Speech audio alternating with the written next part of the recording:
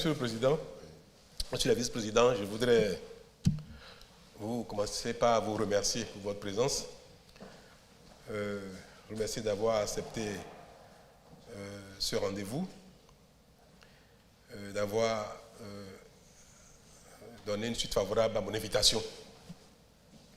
J'ai souhaité vous rencontrer le président Bouniaï, président de l'ancien président de la République du Bénin, mon grand frère, président du Parti des démocrates, parce que il m'est revenu par plusieurs canaux, aussi bien à travers les médias que par les institutions de la République, par les partenaires bilatéraux et multilatéraux, que les démocrates avaient des préoccupations relatives notamment au processus électoral, diverses dispositions, aussi bien de la Constitution que du Code électoral, ainsi que la liste électorale, je pense. Que vos griefs, vos préoccupations sont de nature à ne pas créer au sein des démocrates de l'enthousiasme pour les élections à venir. Or, c'était notre espoir, nous tous, que l'ensemble de la classe politique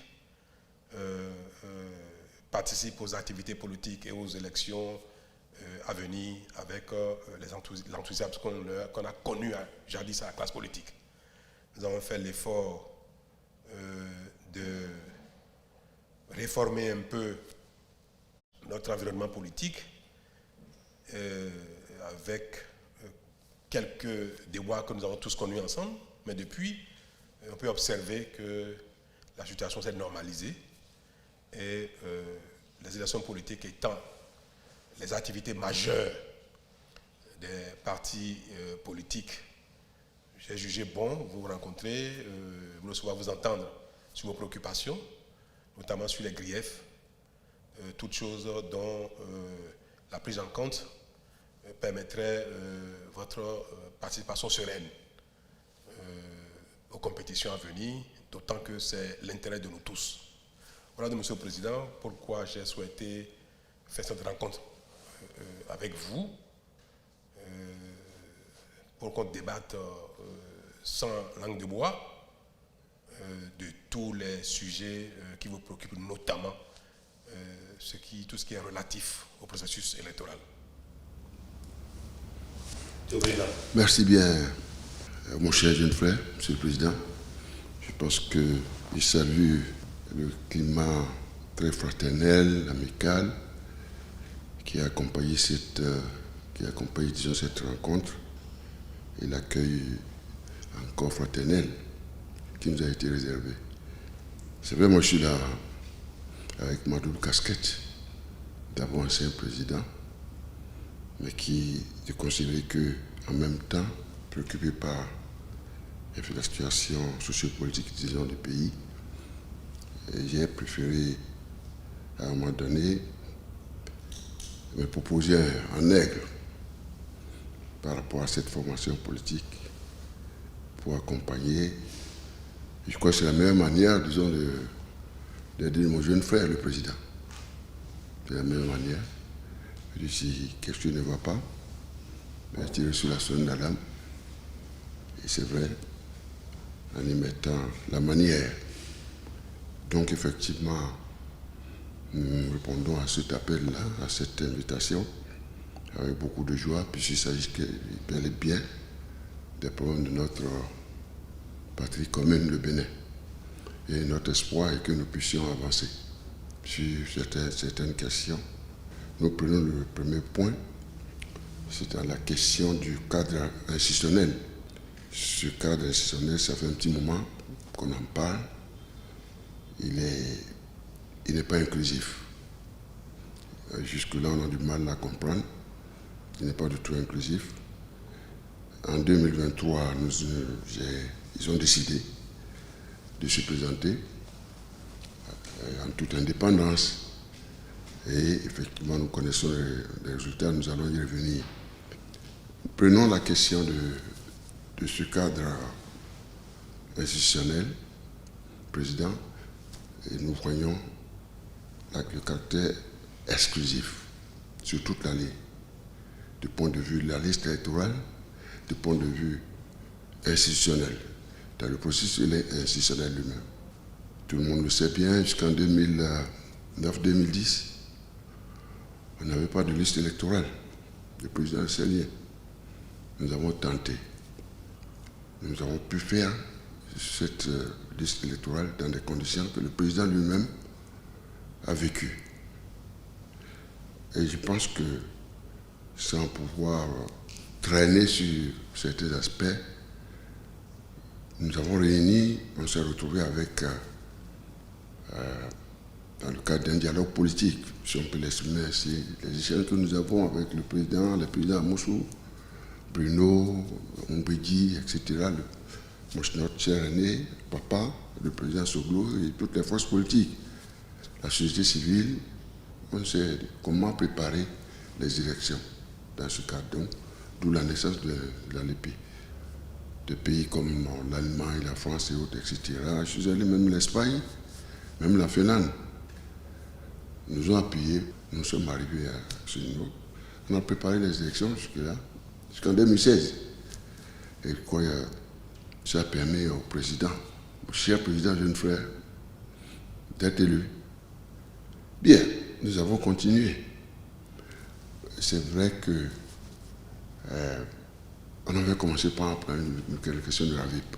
Le RAVIP, nous tous nous savons que c'est la vocation d'état civil administratif. Ce n'était pas une orientation qui lui avait été donnée d'aller vers l'organisation des élections. Nous sommes un de béninois, fils, disons, du Bénin. Je suis convaincu que nous sommes préoccupés par la nécessité de construire notre pays dans tous les domaines. C'est le même cadre institutionnel qui leur a permis de se retrouver avec 28 députés à ce niveau. Donc, en définitive, la question d'inclusivité est une question qui est extrêmement préoccupante. Nous avons, c'est bien pour tenir compte de la question de la gestion de nos ressources limitées.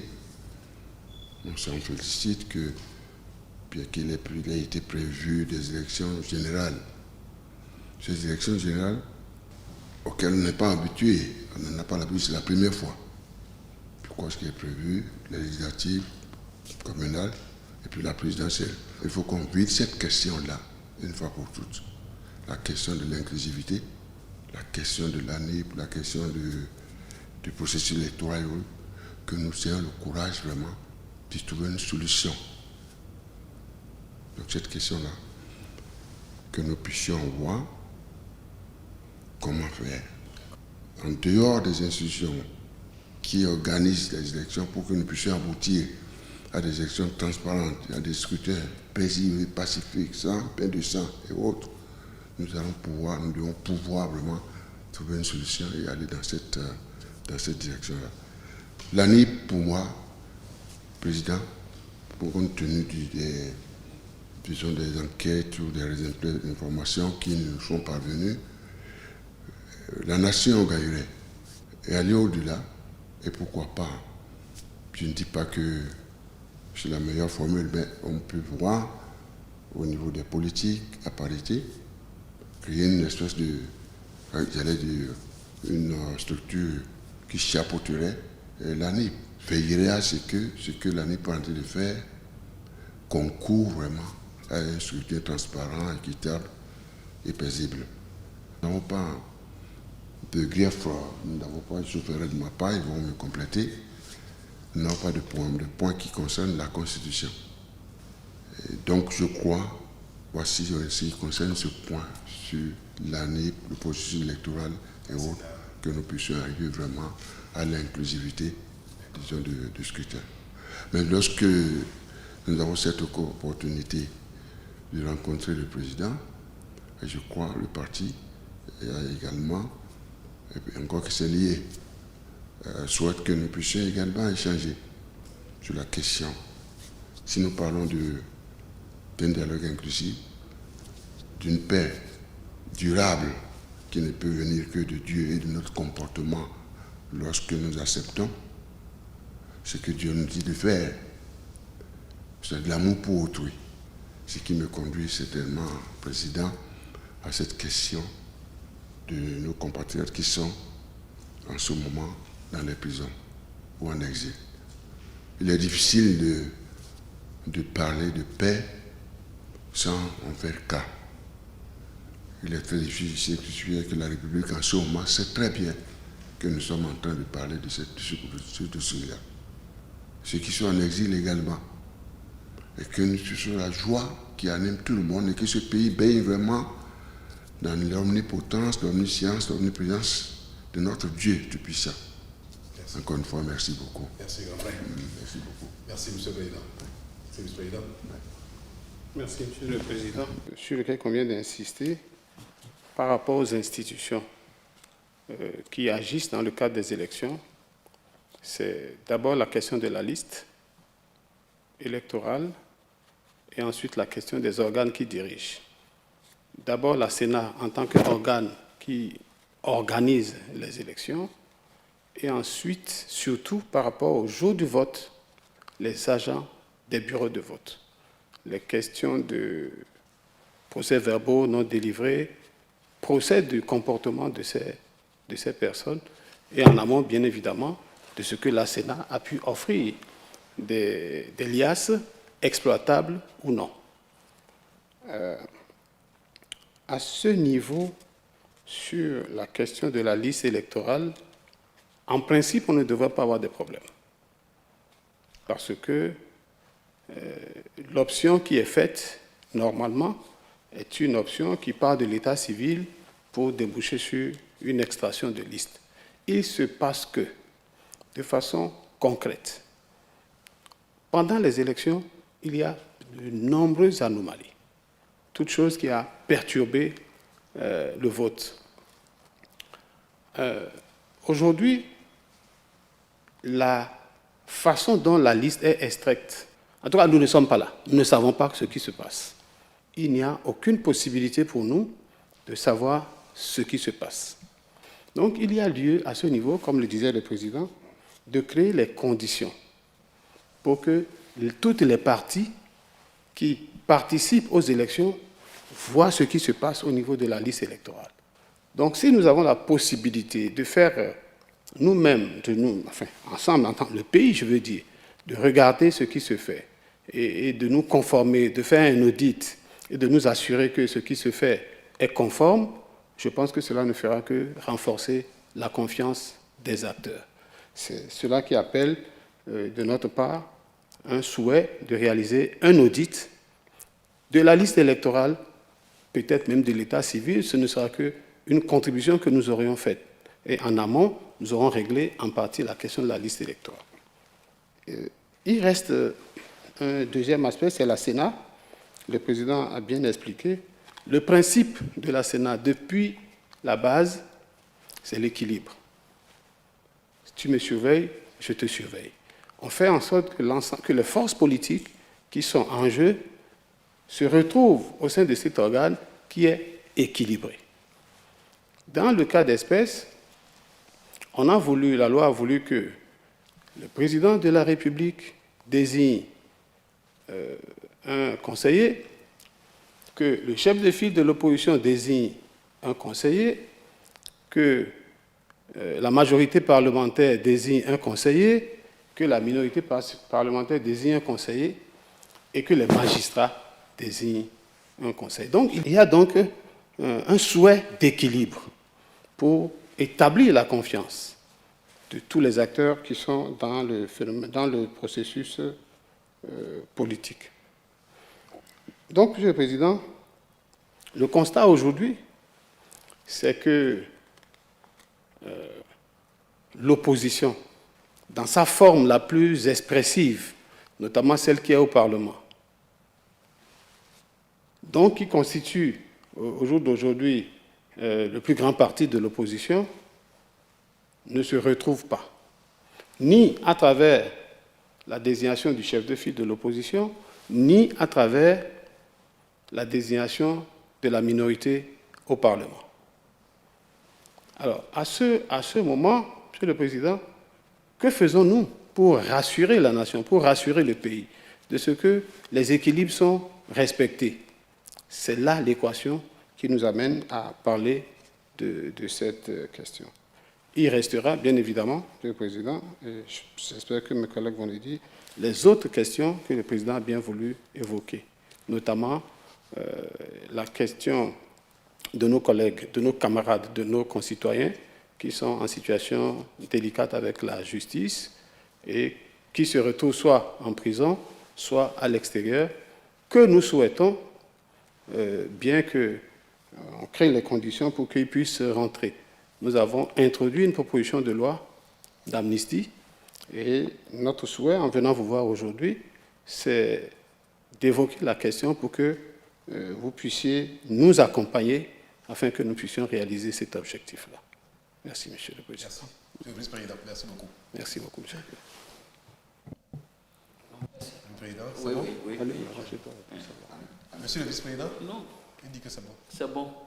Président, merci beaucoup. Monsieur le Président, Vice-président, merci de votre intervention et de la clarté de vos propos, de vos préoccupations, ainsi que quelques pistes qui ont été évoquées. Je voudrais faire le résumé rapide des points essentiels.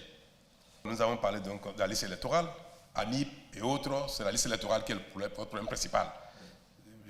Vous avez dit tout à l'heure, les données d'état civil, ce n'est pas la préoccupation, c'est ce qui est extrait comme liste électorale. Donc, liste électorale, la Sénat, la Cour constitutionnelle et les agents électoraux, c'est le processus même déroulement du scrutin. Et après, les exilés ou les gens qui sont en détention, qui sont en prison pour des causes diverses. Je vais essayer de donner ma compréhension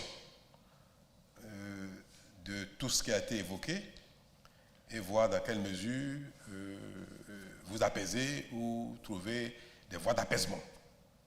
Puis c'est l'intérêt de la rencontre, Monsieur le Président.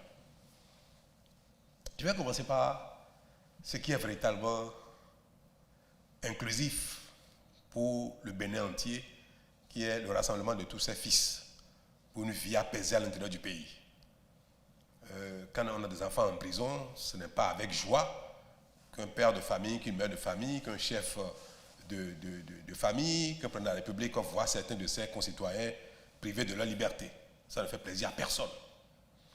S'il y a certains de nos concitoyens qui ont quitté le pays pour échapper à un processus judiciaire ou qui pourrait les conduire à répondre de leurs actes et qui ont quitté le pays, ce ne peut pas être avec plaisir qu'on verrait donc certains des siens hors du pays et sans que ceux-ci ne puissent revenir et revenir comme ils voudraient. Donc c'est une préoccupation pour moi, une préoccupation légitime et qui ne fait de plaisir à personne. Mais au-delà de nos sentiments, de l'affect qui anime chacun de nous à l'égard de nos voisins, de nos enfants, de nos concitoyens, de nos voisins, le rôle qui est le nôtre, organiser la vie en communauté, ce rôle requiert de nous que nous puissions être capables également d'appliquer les règles, les règlements, les lois de la République et œuvrer à ce que la cité ne soit pas une jungle. Donc parfois avec peine au cœur, la responsabilité, la raison nous impose de pouvoir amener chacun à répondre de ses actes. C'est ainsi qu'il y a des gens qui ont détourné les ressources des deniers publics qui sont en prison parce que ils se sont attaqués légitimement et illégalement aux biens publics. Il y en a qui sont en prison parce qu'ils se sont attaqués illégalement et légitimement aux biens privés. Ceux qui ont volé leurs voisins, la loi établit que cela est interdit et que quand ça se fait, Elle doit être répressive en ce moment et demander à ce qu'il y ait des sanctions qui soient appliquées. C'est pareil. L'atteinte à la sécurité des individus ou des institutions est sanctionnée par la loi. Alors, est-ce que nos concitoyens qui ont une casquette politique, quand ils commettent des délits, devront-nous indéfiniment dire qu'à cause de cette casquette-là, ils doivent être tout le temps absous de leur faute, de leur péché, et qu'il faut toutes les fois dire amnistie, amnistie, parce que ceux-ci ont une casquette politique.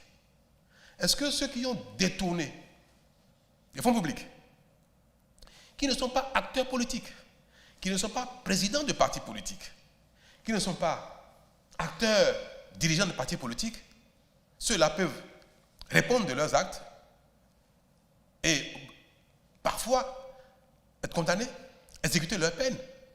Mais ceux qui détournent les ressources publiques, parce qu'ils sont chefs de parti, parce qu'ils sont militants de partis politiques, parce qu'ils sont responsables politiques, ceux-là, il faut que systématiquement il y ait le pardon politique, que politiquement, ils soient amnistiés et que avoir la casquette politique vous évite de répondre de vos actes. Parce que quand on parle des gens en exil, il y en a parmi eux qui ont été seulement appelés à répondre de leur gestion, à répondre de ce que des fonds, par exemple, ont disparu, répondre de ce qu'on leur reproche un délit de droit commun. Ce n'est pas qu'ils ont commis une faute politique ou bien ils ont commis une faute dans le champ politique direct. Donc, Monsieur le Président, moi, je ne peux pas soutenir le fait que les acteurs politiques doivent être amnistiés systématiquement de tout délit parce qu'ils sont acteurs politiques. Si jamais on fait la promotion d'une telle chose, alors tous les Béninois deviendront des acteurs politiques, deviendront des chefs de partis politiques ou des acteurs politiques pour que toute faute soit impunie au Bénin. C'est pareil. Quelqu'un fait de la drogue. Et on dit, s'il est politicien, s'il est chef de parti ou s'il est acteur politique, il faut l'amnistier. Je ne peux pas comprendre ça. Quelqu'un pose des actes attentatoires à la vie d'autres dans le processus électoral. Là encore, je peux comprendre que dans le processus électoral. Et on dit que cet acte-là doit être impérativement amnistié. Impérativement. Quand est-ce que, au Bénin, nous allons instaurer un climat d'équité, de sorte que, qu'on soit acteur politique ou non, on répond de ces actes?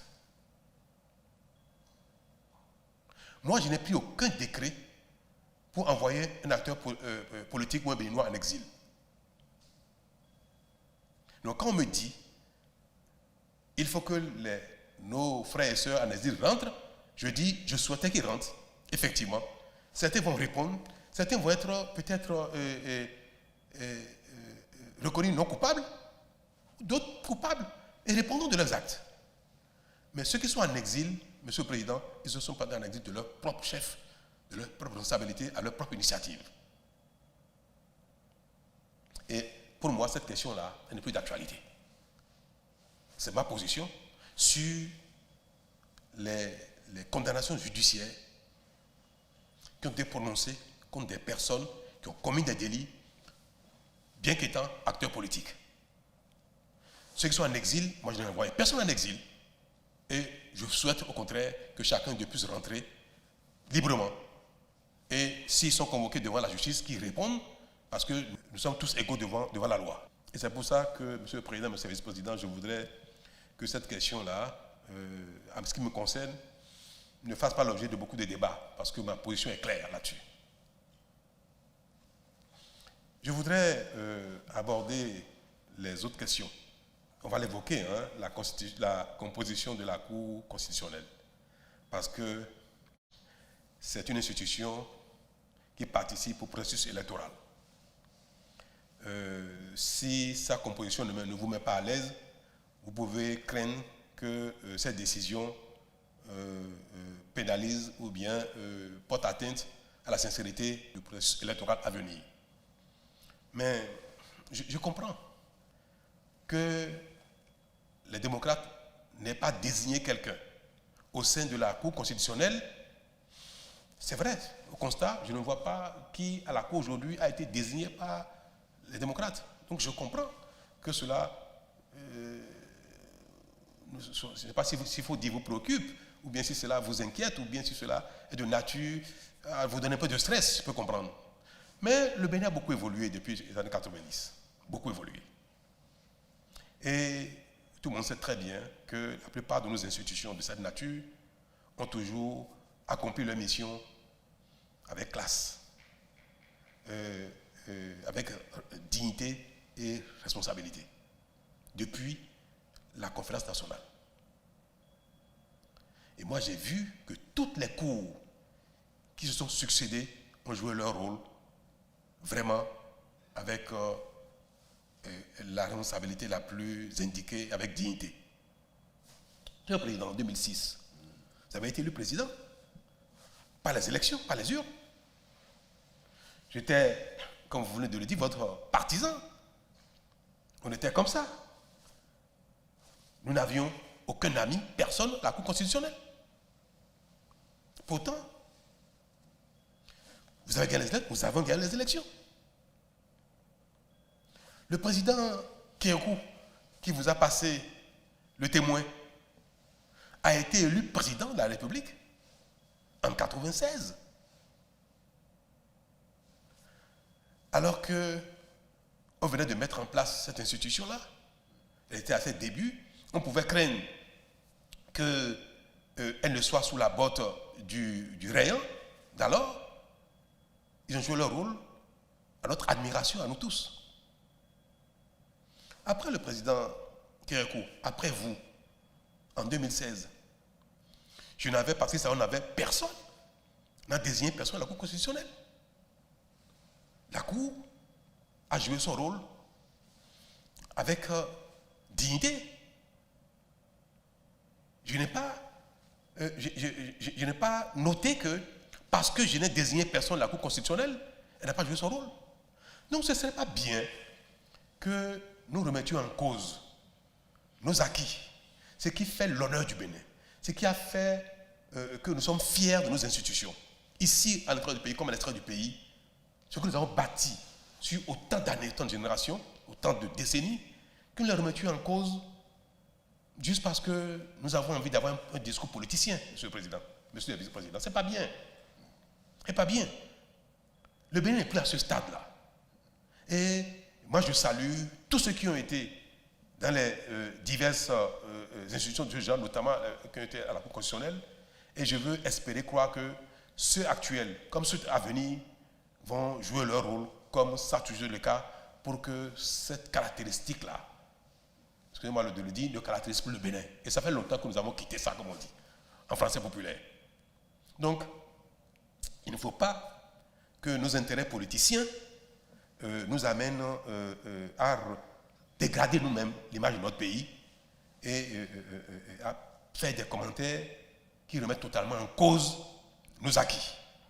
Vous vous rappelez, Monsieur le Président, qu'après mon élection en 2016, j'ai suggéré de réformer la Constitution sur certains aspects. J'ai voulu, moi, que les dispositions organisées à la Cour constitutionnelle soient révisées. Pas parce que je ne faisais pas confiance, donc j'ai été élu avec cette Cour-là, mais parce que j'estimais que le temps passant, que nous pouvons adopter de nouvelles dispositions dans un nouvel état d'esprit, dans une nouvelle dynamique pour l'organisation de nos institutions politiques. Parce que j'ai estimé à l'époque que le pouvoir politique, tel qu'il a été organisé au lendemain de la conférence nationale, pouvait s'exprimer, pouvait se définir autrement. Pour changer de palier en termes d'organisation politique de notre pays. Personne n'a voulu. Moi, j'ai voulu que les nominations de la Cour constitutionnelle ne se fassent plus de cette manière et que le président de la République élu ou en exercice ainsi que le bureau du Parlement ne soient plus les principales sources de désignation des membres de la Cour constitutionnelle. J'ai voulu ça. Mais tout le monde, la classe politique d'alors, ne m'a pas suivi. Donc vous-même, Monsieur le Président de la République. Mais la classe politique. En 2017. Et je voulais qu'on change le modèle de désignation des membres de la Cour constitutionnelle. Je voulais qu'on change le mode de désignation même du président du Conseil supérieur de la magistrature. Il y a certaines institutions dont je voulais la mutation. Pas parce que j'avais une défiance de sincérité ou de transparence à leur égard, mais parce que je voulais que les choses se passent désormais autrement en termes de modèle politique. Moi, je ne voulais pas désigner des gens dans ces institutions. Je ne voulais pas. Et j'ai dit ouvertement que je préfère ne désigner personne. C'était mon choix. Vous l'avez combattu. Y compris vous-même, monsieur mon grand frère. Ben non. C'est le ministre qui a combattu. Ah bon? Il n'est plus avec moi. C'est lui qui va répondre. Monsieur le Président. Oui, non. Non, moi j'ai pris acte de la volonté du peuple. Il m'a dit, ok, c'est ça, moi je ne touche pas. Et aujourd'hui, je ne pense pas, sincèrement, et vous l'avez dit, j'étais heureux de vous entendre dire, monsieur le Président, vos lieutenants ne vous ont pas suivi dans la question, vous avez dit, la Cour constitutionnelle, pas de problème. Ils sont venus là-dessus un petit peu, d'une manière un peu habile. Non. Mais je pense que vous n'êtes pas en train de remettre en cause la composition, les dispositions de la Constitution qui organisent la Cour constitutionnelle. Non, je voulais du tout dire que on sait comment ça se faisait. Moi-même, je ne m'en occupais pas. C'est vrai. Quand vous étiez président? Oui, quand j'étais président. C'est-à-dire que le bureau du Parlement, président, le bureau du Parlement doit refléter la configuration du Parlement, en configuration politique. Comme actuellement. Est-ce que le bureau actuel a été composé conformément à la configuration politique du Parlement? Des députés. Ce n'est pas le cas. Si vous permettez, Oui. c'est une décision de la Cour constitutionnelle qui a formalisé cette pensée. Cette pensée-là. Répartition proportionnelle, majorité, minorité. Que le bureau du Parlement ait statué ensemble sur les personnes à envoyer à la Cour constitutionnelle ne veut pas dire que ces personnes envoyées doivent être désignées conformément à la répartition. C'est pas ça. Vous êtes d'accord avec moi? Je suis d'accord. Non, vous avez fait exprès tout à l'heure de vouloir me mélanger. Non, je ne veux pas vous mélanger. Ah bon? Pour revenir à la question essentielle de savoir, Monsieur le Président, si la Cour constitutionnelle, telle qu'elle est organisée, telle qu'elle est composée, telle qu'elle est, les membres sont désignés, est-ce que c'est conforme à la Constitution? C'est oui. Est-ce que c'est conforme au règlement intérieur de l'Assemblée nationale? C'est oui, en droit. Mais ce n'est pas bien qu'on critique, qu'on parle des institutions qui ne sont pas, qui convient de réformer impérativement, parce que, comme si Talon, à son arrivée, a modifié les textes, de sorte qu'aujourd'hui, les choses se passent à son gré, selon son bon vouloir. Ce n'est pas le cas. Moi, je n'ai pas touché, Monsieur le Président, aux dispositions de la Constitution organisant la Cour constitutionnelle, aussi bien dans la désignation de ses membres que dans son fonctionnement. Je n'ai pas touché à ça. Ça fait 30 ans, 33 ans, que ces dispositions sont en vigueur au Bénin, ont toujours bien fonctionné, les uns les autres les ont respectés, et après, dans l'application, parfois, les gens agissent selon leur caractère, selon leur humeur, mais en respectant les dispositions de la loi, et ça s'est toujours très bien passé, quelles que soient les petites histoires qui passent, nous sommes des humains. Il n'y a pas cette société humaine dans laquelle il n'y a jamais de petites frustrations. Donc ne faisons pas de ça l'objet du dénigrement du Bénin entier, monsieur. C'est pas bien. Et ça a toujours très bien fonctionné. Il y a eu des choses qui ont été dites ici par la Cour constitutionnelle, par des membres de la Cour, qui ont dit des choses qui ont paru aux yeux de tout le monde énormes. Ce n'est pas pour autant, Monsieur le Président, que nous avons remis en cause la dignité globale de la Constitution, de la Cour constitutionnelle. Non. Quand on a dit au Bénin que avoir eu 39 ans, au lendemain de son anniversaire, 39 ans plus un jour équivaut à 40 ans, est-ce que pour autant nous avons demandé de balayer la Constitution? de changer. Non, c'est parce que des fois, il y a de petites choses qui arrivent. Il y a même des choses graves qui sont arrivées. En votre temps, Monsieur le Président. En votre temps. Avec votre bénédiction. Pourtant, personne n'a remis en cause. Moi, je suis venu aux élections présidentielles en 2016 avec la même cour, qui a su être digne, qui a su être des responsables, et les gens se sont bien passés. Donc, Monsieur le Président, la Cour constitutionnelle au Bénin, dans sa forme actuelle, dans son fonctionnement, a déjà classé le Bénin dans une autre dimension. Préservons cela, ne jetons pas de l'opprobre sur le Bénin juste parce que nous voulons critiquer simplement. Ce n'est pas bien. Nos institutions électorales, Monsieur le Président, fonctionnent très bien au Bénin. Moi, en remerciant la Sénat sortante, M. Tiando, qui a été votre ministre, qui a présidé la Sénat pendant longtemps, j'ai tiré le chapeau, j'ai dit, le Bénin, sur ce point au moins, le Bénin a changé de palier. Le Bénin n'est plus pareil aux autres États du tiers-monde où les institutions électorales, le processus électoral fait l'objet de beaucoup de critiques. On révise des soucis, on demande aux institutions internationales de venir suivre les élections parce qu'on n'a pas confiance. On a dépassé ça, Monsieur le Président. Et ça, cet acquis-là est du mérite de nous tous. Vous avez contribué à ça. Le président Kérékou a contribué à ça. Le président Seglo a contribué à ça. Le président Yaïboni a contribué à ça. Je ne fais que mettre mes pas dans les vôtres pour parfaire un système qui nous fait honneur à nous tous. Donc, il serait bien que ce à quoi vous avez contribué, ce que vous avez bâti pour 10 ans durant, que je n'ai pas changé, qu'aujourd'hui vous ne dénigrez pas cela, que vous ne dites pas aujourd'hui que ce n'est plus bon, ça n'a jamais été bon, ou bien que c'est mal appliqué. Non. Ma requête à votre endroit, Monsieur le Président, c'est de préserver l'image du Bénin, de préserver l'image de ce que nous avons bâti ensemble, de préserver nos acquis, même si elles sont perfectibles, même si on peut les améliorer, mais de ne pas dire que si c'est comme ça, les élections prochaines se passeront mal. Si c'est comme ça, il y aura un problème. Parce que ça a toujours été comme ça pendant plus de 30 ans et tout s'est bien passé à la satisfaction des acteurs politiques in fine. C'est légitime qu'un compétiteur politique ait des craintes. C'est normal. Mais l'histoire nous a montré qu'à la fin, les institutions de la République en charge des élections ont toujours agi avec responsabilité et dignité. Alors, il faut continuer de faire confiance à nos tests, à nos lois et à notre peuple, ainsi qu'à nos institutions.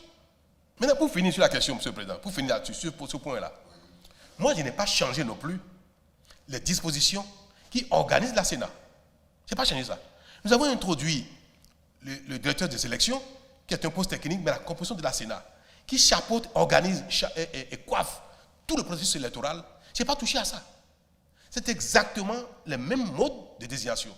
Seulement que celui qui est là-bas au titre de l'opposition est quelqu'un qui relève d'un parti qui s'appelle FCBE, qui n'est plus aujourd'hui en symbiose avec le groupe les démocrates en tant que parti d'opposition. Mais je ne sais pas si, parce que les démocrates estiment qu'eux aujourd'hui sont les vrais opposants, ils estiment, parce que moi je ne sais pas qui est vrai, qui est faux opposant. Parce que c'est ça, est-ce qu'il faudrait dire écourter le mandat de celui qui représente l'opposition qui est FCBE? Et je pense que, Monsieur le Président, vous n'avez pas voulu ça. Parce que vous avez dit, ce qu'on peut faire, c'est par exemple nous voir ensemble et augmenter le nombre. Passer peut-être ils sont 5, non? Vous voulez peut-être qu'on passe de 5 à 6 ou à 7. Donc, vous avez suggéré que, pour ne pas écouter le mandat, parce que ce n'est pas conforme à la loi, trouver un consensus général pour pouvoir passer à 6 ou à 7 pour intégrer quelqu'un que la Sénat, que les démocrates pourraient désigner. Mais, Président, vous avez oublié une chose. Depuis que la Sénat a été instituée au Bénin, il y a eu beaucoup de partis d'opposition importants dont aucun représentant n'a siégé à la Sénat. Est-ce que tous les partis d'opposition doivent forcément désigner quelqu'un à la Sénat? Parce que si on fait ça, demain, nous allons passer de 6 ou 7 à 9 à 10 à 20 peut-être. Mais l'esprit de nos lois, de notre constitution, des dispositions électorales, n'est pas que, au gré de chaque mouvement d'opposition mutant, Parce qu'on peut être opposition aujourd'hui et demain être partenaire. Il se pourrait que demain les démocrates soient partisans de parti salon avant la fin de vos mandats. C'est bien possible. Ça, on a l'habitude de voir ça. Rien ne dit que vous serez opposition à talon au régime actuel jusqu'en 2026. C'est pour ça que je voudrais vous prier de faire de vos craintes un stress légitime et normal quand on est en compétition. C'est normal.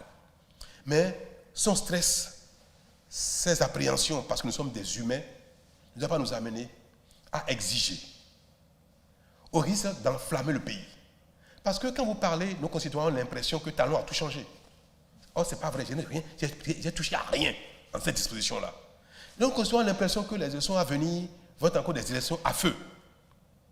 Ce n'est pas vrai que rien ne devrait nous amener, que les élections sont passées récemment sans histoire. Et pourtant, vous n'étiez pas au Parlement. Et pourtant, vous n'étiez pas à la Sénat. Pourquoi les élections générales 2026 ne se passeront pas comme celles qui sont passées par laquelle vous avez été élu au Parlement? Pourquoi pas? Pourquoi voulez-vous que ça change? Et je voudrais que le président veille à ce que les démocrates ne développent pas un tel état d'esprit. Que les démocrates ne soient pas un parti de feu. Même si dans votre logo, il y a des flammes, ne soyez pas incendiaires, comme on dit. Non, ne faites pas ça. Moi, je ne permettrai pas ça. Le parti n'est pas comme ça, président. Ne soyez pas incendiaires. Non, non. Je ne peux pas incendier le pays que j'ai dirigé, président. Dites-leur ça aussi. Non, non.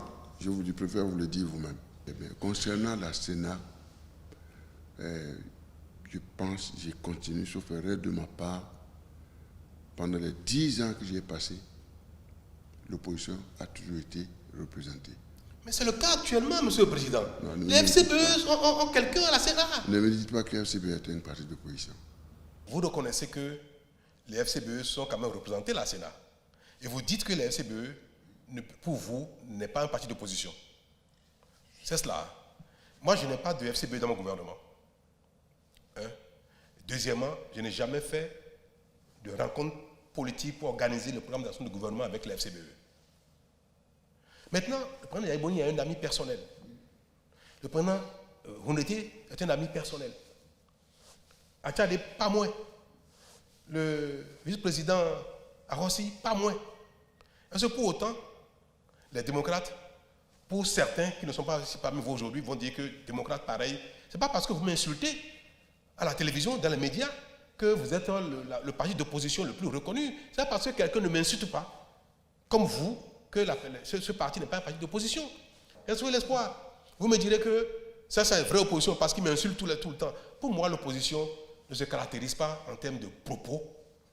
Non. Parce qu'il y en a qui ont le propos violent, il y en a qui ont le propos convenable. Pour moi, jusqu'à nouvel ordre, je n'entends pas les FCBE applaudir l'action du gouvernement. Je n'entends pas les FCBE ne pas s'opposer à nous publiquement partout. Moi, quand j'écoute les FCBE, ils sont toujours en train de critiquer l'action du gouvernement. Ils ne participent pas à la réflexion avec nous. Ils sont souvent en train de faire des contre-propositions. Ils ont toujours été opposés à tout ce que nous faisons. J'aime bien même parfois que certains opposants aussi quand même approuvent ce qui se passe. Mais la FCBE, non. Mais vous estimez que la FCBE, ce n'est pas l'opposition. Je vous le concède, c'est votre analyse. Donc pour vous, l'opposition ne sera présente à la Sénat que si les démocrates sont présents. Mais le parti restauré, comment ça s'appelle, l'espoir de Azanaï, aussi doit être à la Sénat. Le président Soglo, MPL, ils doivent aussi à la Sénat. Mais on ne peut pas dire que quotidiennement, toutes les fois qu'il y aura un mouvement dans les partis d'opposition, les partis sous l'action du gouvernement, il faut changer les règles, il faut changer les modifications. Ce n'est pas possible. Ce n'est pas ça l'esprit des textes qui régissent le pays. Et il y a des points sur lesquels je pense que quelque chose doit être fait. Et voyons quels sont les domaines dans lesquels on peut corriger les erreurs du passé sans remettre en cause le fonctionnement de la République, sans remettre en cause ce qui organise l'esprit même de l'organisation de la République et dont le Bénin ne fait pas exception.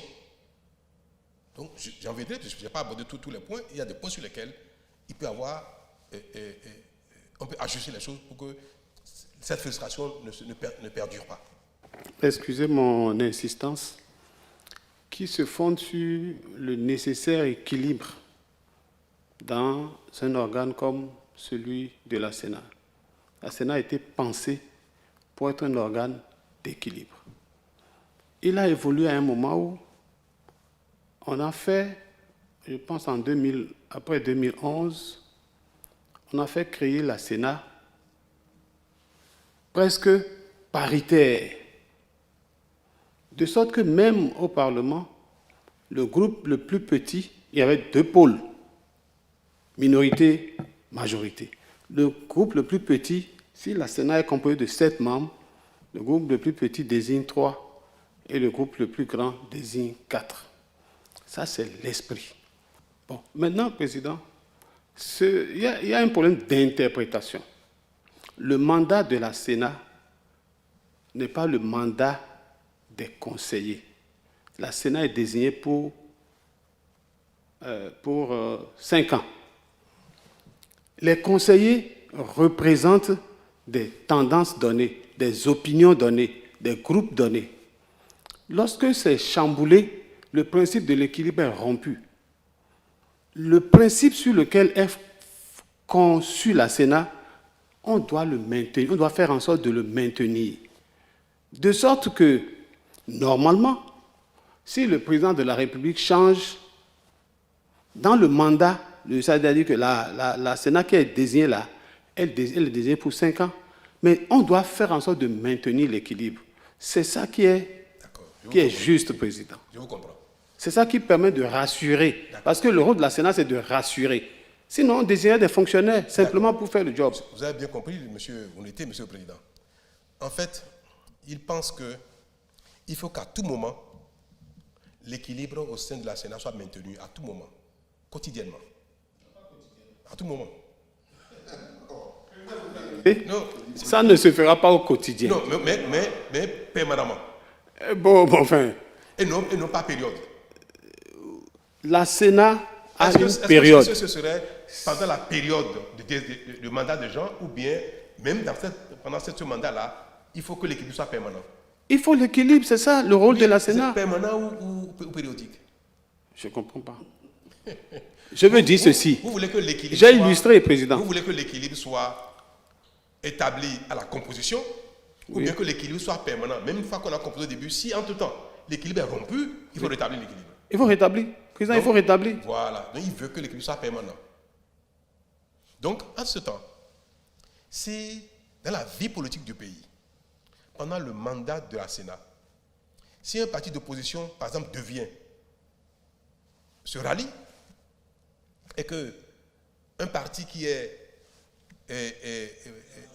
allié devient opposition, même pendant le mandat de la Sénat, il faut le modifier. C'est un choix. On peut décider de le faire ainsi. Mais nous allons modifier complètement l'esprit qui a été mis en place depuis l'institution de la Sénat. Parce que ce n'est pas moi aujourd'hui. C'est-à-dire, quand vous parlez, concédez-moi et dites à l'opinion que les textes qui sont en place, ce n'est pas Talon qui les a mis en place. Ce n'est pas Talon qui les a modifiés. Parce que l'opinion a tendance à croire que le dispositif actuel que vous critiquez est mis en place par Patrice Talon.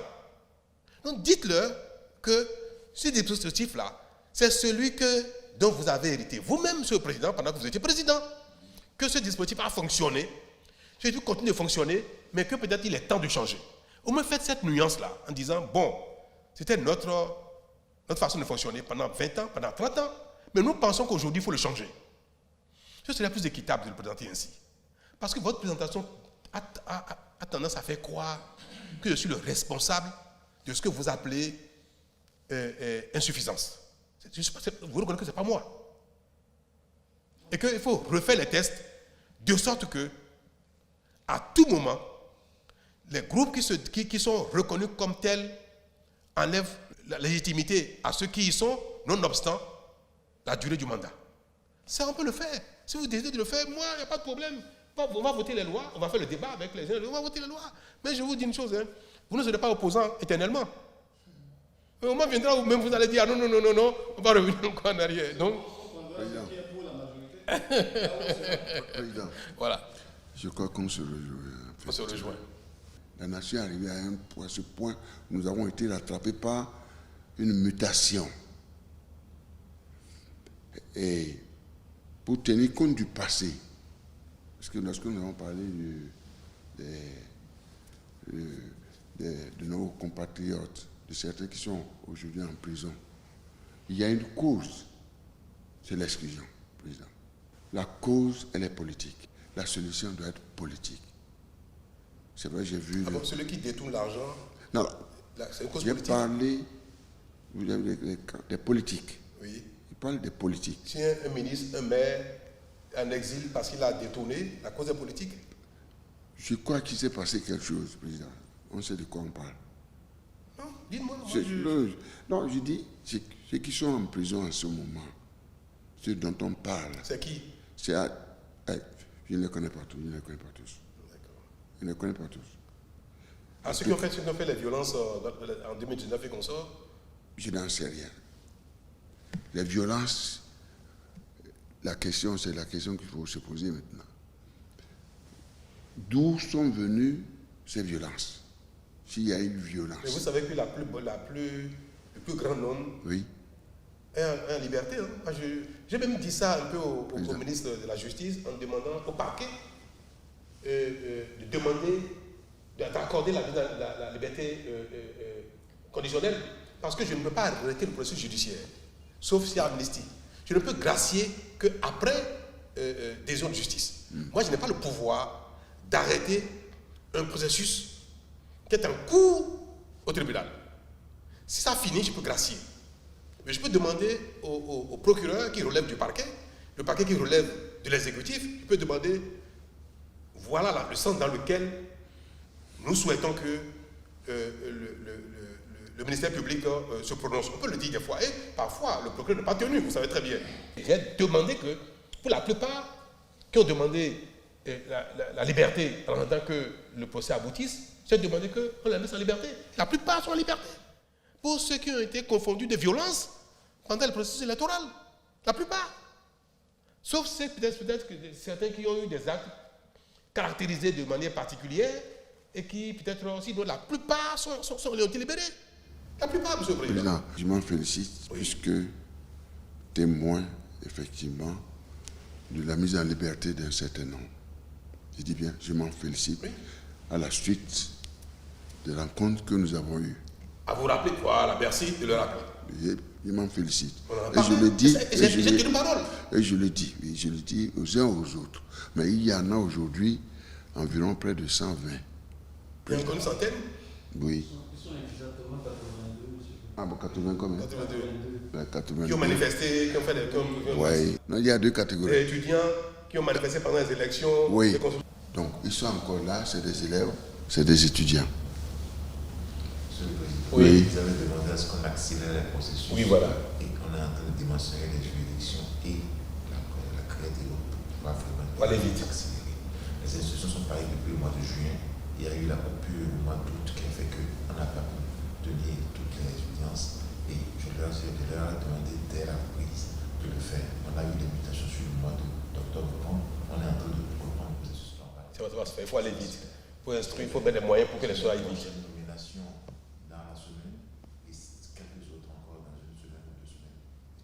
Et tout ira normalement. Parce qu'il n'y a pas eux qui souffrent de l'insuffisance de magistrats. Oui, c'est partout. Je vais vous confier quelque chose, Monsieur le Président.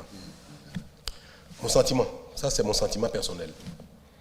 Je suis malheureux, triste et je peine. J'ai pris beaucoup de peine à voir des jeunes étudiants, consorts, qui ont été manipulés, qui ont été mis dans la rue, qui ont manifesté, qui ont eu à faire des casses, qui ont brûlé des choses et qui en définitive ne sont pas responsables. Et ce sentiment, je l'ai exprimé au ministre de la Justice pour dire au parquet d'être clément envers ces jeunes qui ont été manipulés. Les vrais responsables, c'est ceux qui les ont manipulés, les ont mis dans la rue. Et si quelqu'un doit répondre des violences là, ce ne doit pas être eux, ce sont plutôt ceux qui les ont. Parce qu'on a des preuves de ceux qui les ont mis dans la rue, qui sont des leaders, qui les ont galvanisés, leur énergie, et qui les ont mis dans la rue. C'est ceux-là. Vous les connaissez? Pour le principe, c'est ceux-là qui doivent être poursuivis en principe. Et les jeunes, à la limite, être clément avec eux, leur pardonner, parce qu'en définitive, ils ont été manipulés, c'est les enfants. Ceux-là, je continue de dire que nous devons faire vite pour ne pas mettre en cause leur avenir, parce qu'ils ne sont pas responsables. Monsieur le ministre, je vous prie vraiment de faire ce qu'il faut le plus vite possible pour que la procédure ait lieu. Et ceux-là, moi, c'est avec beaucoup d'enthousiasme et de bonheur que je vais les gracier, parce qu'ils ont été utilisés, manipulés. Mais ceux qui ont été des personnes de haut niveau de responsabilité et qui ont orchestré, organisé ces choses-là, pour moi, ils doivent répondre. Ceux qui n'ont pas été confondus ou pris, tant mieux pour eux. Mais ceux qui ont été confondus et dont on a la preuve qu'ils font partie de ceux qui ont organisé, manipulé, ils doivent répondre pour ce qui est des délits commis dans le champ politique. Donc, on ne peut pas, tout le monde ne peut pas être absous de leur... Non, il y a des gens qui compromettent l'avenir de nos jeunes. Ceux-là, ils pêchent contre la République, ils pêchent contre les générations, ils pêchent contre les jeunes. Ne serait-ce que pour faire justice aux enfants, il faut que cela paye. Pour que nos enfants de demain ne soient plus manipulés par des politiciens pour leurs intérêts, qui auraient perdu une cause, ou bien qui seraient en train de perdre une cause, et qui veulent que les enfants donnent leur poitrine, donnent leur jeunesse, donnent leur avenir. Pour eux, ce n'est pas bien. Et il faudrait qu'on ne recommence plus ces choses-là, où on envoie nos enfants dans la rue, au préjudice de leur avenir. Et ça, il faut que ceux qui le font répondent de ça, Monsieur le Président. Et ensemble, nous devons agir pour que ça ne se répète plus à l'avenir. Non. La compétition politique ne doit pas amener des perdants ou des gens qui ont parfois légitimement je cherche le mot, ceux qui pensent que le dispositif ne leur est pas favorable. Ils peuvent le penser de manière légitime. Mais ça ne peut pas justifier qu'ils mettent le pays à feu et à sang. Revenons aux élections. On va aborder la question de liste électorale et du personnel électoral. On va aborder ça. Mais je vais déjà sur les deux questions de la Cour constitutionnelle et de la Sénat. Je veux savoir quelle est votre préoccupation. En 2026, les démocrates n'iront pas aux élections s'ils n'ont personne à la Cour constitutionnelle, s'ils n'ont personne à la Sénat. C'est ce que vous voulez dire? Qui a dit ça? Ah bon, ce n'est pas votre intention. Non, je m'en réjouis. Non, personne ne l'a dit. Je m'en réjouis. Mais il y a une manière, lorsqu'il y a un problème, pour qu'on sache que c'est un problème. J'ai entendu, nous ne sommes pas en crise. Je vais vous donner ma position sur la Constitution, les dispositions de la Constitution qui organisent la Cour constitutionnelle. Ma position, c'est que je ne veux pas rentrer dans un débat, que ce soit s'appelle conférence nationale, que ça s'appelle assise nationale, pour discuter, moi, de la composition de la Cour constitutionnelle et de son fonctionnement.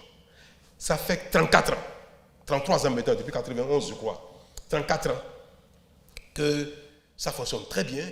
Moi, je n'ai pas changé cela et je n'ai pas l'intention de participer à son changement parce que je trouve que ça a bien fonctionné, c'est quelque chose de très bien. Vous ne l'avez pas changé quand vous étiez là. Je crois qu'à mon tour non plus, ça fait 8 ans que je suis là. Bientôt, je ne compte pas rentrer dans un débat, que cela s'appelle assise nationale ou conférence nationale, parce qu'il n'y a aucun problème. La Cour constitutionnelle n'est pas un problème au Bénin. Donc, il n'y a pas de crise relative à la Cour constitutionnelle qui justifierait, à mon sens, une assise des échanges pour réorganiser la Cour constitutionnelle. Ça fait un. Je viens maintenant au niveau de la Sénat. J'estime pareil que moi, je n'ai pas changé le modèle du Conseil, de la Sénat. Et de ce fait, je ne suis pas convaincu de la nécessité de faire un changement qui fait que, comme a dit le président Ounete, que tout le temps, il doit y avoir des changements au sein de la Sénat. Et que si aujourd'hui quelqu'un se dit d'opposition, il siège. Si demain quelqu'un d'autre vient pour dire je suis opposant, lui aussi il faut qu'il siège. Si après demain quelqu'un d'autre vient pour dire il est opposant, il faut qu'il siège, nous allons déstabiliser les institutions de la République. Et je trouve que nos aînés ont fait quelque chose de formidable, que vous avez préservé, que je vais préserver, et qui ont fait la gloire du Bénin, qui ont fait que toutes les élections se sont bien passées. Vous avez été élu avec un Sénat dans lequel vous n'aviez personne, je vous le rappelais. J'étais témoin de cela. Et nous n'avions, à l'époque, en 2006, Monsieur le Président, nous n'avions personne au sein de la Sénat. Et pourtant, vous avez été élu président. En 2016, je n'ai personne au sein de la Sénat. J'ai été élu président. En 2021, les démocrates n'ont personne. C'est les FCBE qui sont représentés au titre de son. Vous avez eu 28 députés. Pareil. 2023. En 2023, merci, vous avez été élu député, même nombre de députés que BR. Un parti qui est donc de la mouvance actuelle, un parti qui est donc représenté à la Sénat, vous avez eu le même nombre de députés. J'estime qu'une fois encore, la République du Bénin, les institutions ont encore une fois démontré leur capacité à dépasser nos intérêts individuels. Et ça, je voudrais qu'ensemble, nous puissions saluer le Bénin, saluer les institutions du Bénin pour dire que devant les grands enjeux, les membres de ces institutions savent dépasser leur affinité, leur sentiment personnel et que le Bénin n'est plus à ce stade-là. Reconnaissez-le. Donc, sur la question de la Sénat, je ne pense pas qu'il serait bien de mettre en place une institution qui n'est pas stable, une institution qui va changer au gré des humeurs, des intentions des gens, tout le temps et tout le temps. On ne peut pas avoir une Sénat dont on va parler d'un équilibre quotidien. Il y a un mandat, il faudrait qu'au moment où on met en place la Sénat, que cela respecte donc la nécessité que toutes les tendances soient représentées. Maintenant, sur les autres points, je crois qu'il y a matière à voir ce qu'il est possible d'améliorer. Je vais parler du personnel électoral.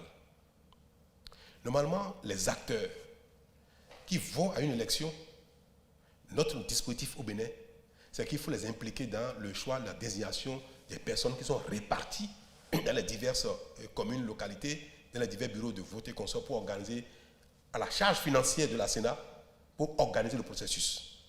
Si précédemment, les démocrates n'ont pas été associés, peut-être parce qu'en ce moment, ils n'étaient pas régulièrement représentés dans les institutions, le Parlement ou bien, comment ça s'appelle, les conseils communaux, aujourd'hui, les démocrates sont au Parlement et c'est la deuxième force politique à égalité avec le BR.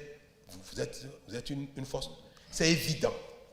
C'est évident que pour les élections 2026, le personnel électoral que la Sénat met en place avec l'appui des partis politiques, c'est évident que vous allez contribuer à mettre en place le personnel électoral. Maintenant, le jour du scrutin, les partis en compétition également désignent bien leurs représentants dans les bureaux de vote pour veiller à la sincérité du processus du scrutin. Donc, sur ces deux aspects-là, il n'y a pas de risque, Monsieur le Président, Monsieur le Vice-président. Il n'y a aucune crainte à avoir. Le personnel électoral sera mis en place par vous conformément aux habitudes, conformément aux traditions. C'est clair. Et vous participerez, tous les compétiteurs participeront par leurs représentants le jour des scrutins au suivi du déroulement du scrutin. C'est évident. Et nous allons tous veiller à ce que ce soit ainsi. Personnellement, je m'engage à cela. Ça a toujours été ainsi, ce sera toujours ainsi. Maintenant, pour ce qui est de la liste électorale, La confection. qui est votre sujet principal. La liste électorale, Monsieur le Président. Il faut que la liste, dans tout pays du monde, la liste électorale doit être sincère, établie de manière transparente et refléter la réalité du corps électoral. Le Bénin a travaillé à cela depuis longtemps. Vous avez travaillé à cela. La LEPI a été mise en place. Ça nous a coûté de l'argent, ça a coûté de l'énergie. On a fait quelque chose de très bien. La LEPI était une disposition transitoire. En attendant qu'il y ait un modèle de production des listes électorales de manière normale, comme tous les grands pays du monde. Il n'y a que dans les pays sous-développés qu'à chaque élection, on met en place un dispositif pour confectionner la liste électorale. La liste électorale dans les pays développés, et nous aspirons à être un pays développé, nous aspirons à être un pays développé, je vais le répéter, et dans ces pays-là, tout ça devient automatique. Qui a le droit de voter, c'est celui qui a 18 ans, point barre. Il n'est pas nécessaire qu'à chaque élection, allez, on met en place. Donc, nous avons mis en place, et vous vous rappelez très bien, nous avons été partie prenante de la réflexion du dispositif de la liste électorale, de sa confection et de sa vie. C'est pour ça d'ailleurs que la loi qui a instauré ça a donné 10 ans. Si vous vous rappelez très bien. Au thème des 10 années. La LEPI. Oui. Au thème des 10 années. Oui. Il était convenu dans l'esprit de tout le monde que nous aurions eu le temps de mettre en place un dispositif normal, non transitoire, un processus normal qui a donné naissance d'abord à la mise en place du processus du RAVIP. Et vous vous rappelez très bien, Monsieur le Président, c'est sous votre mandat, c'est sous votre... que nous avons démarré le RAVIP. Donc le RAVIP est destiné... La vocation administrative dans un premier temps. Est destiné à mettre en place la base des données d'état civil de nos concitoyens. L'état civil du concitoyen lui permet de jouir de ses droits, de ses obligations. Oui. Pour travailler, oui. Pour faire les opérations financières, bancaires, oui. Pour faire tout ce qui relève du droit du citoyen, parce qu'on sait qui il est. Oui. C'est ça l'état civil. Par définition, c'est savoir qui chacun est. Oui. Son âge, d'où il vient, le nom de qui, comment il s'appelle, quel âge il a et qu'on sort. Le vote est civil. Le vote fait partie des droits civils des citoyens. C'est pour ça, Monsieur le Président, que dans les grands pays, il n'y a pas de liste confectionnée ad hoc pour chaque élection. Donc au Bénin, nous avions décidé, Monsieur le Président, à l'époque, vous et moi, vous et nous tous à l'époque, que le RAVIP serait mis en œuvre et irait jusqu'à ce que l'état civil soit une réalité pour tout le monde au Bénin. Donc j'ai continué votre œuvre, Monsieur le Président, en essayant de pousser le RAVIP le plus loin possible.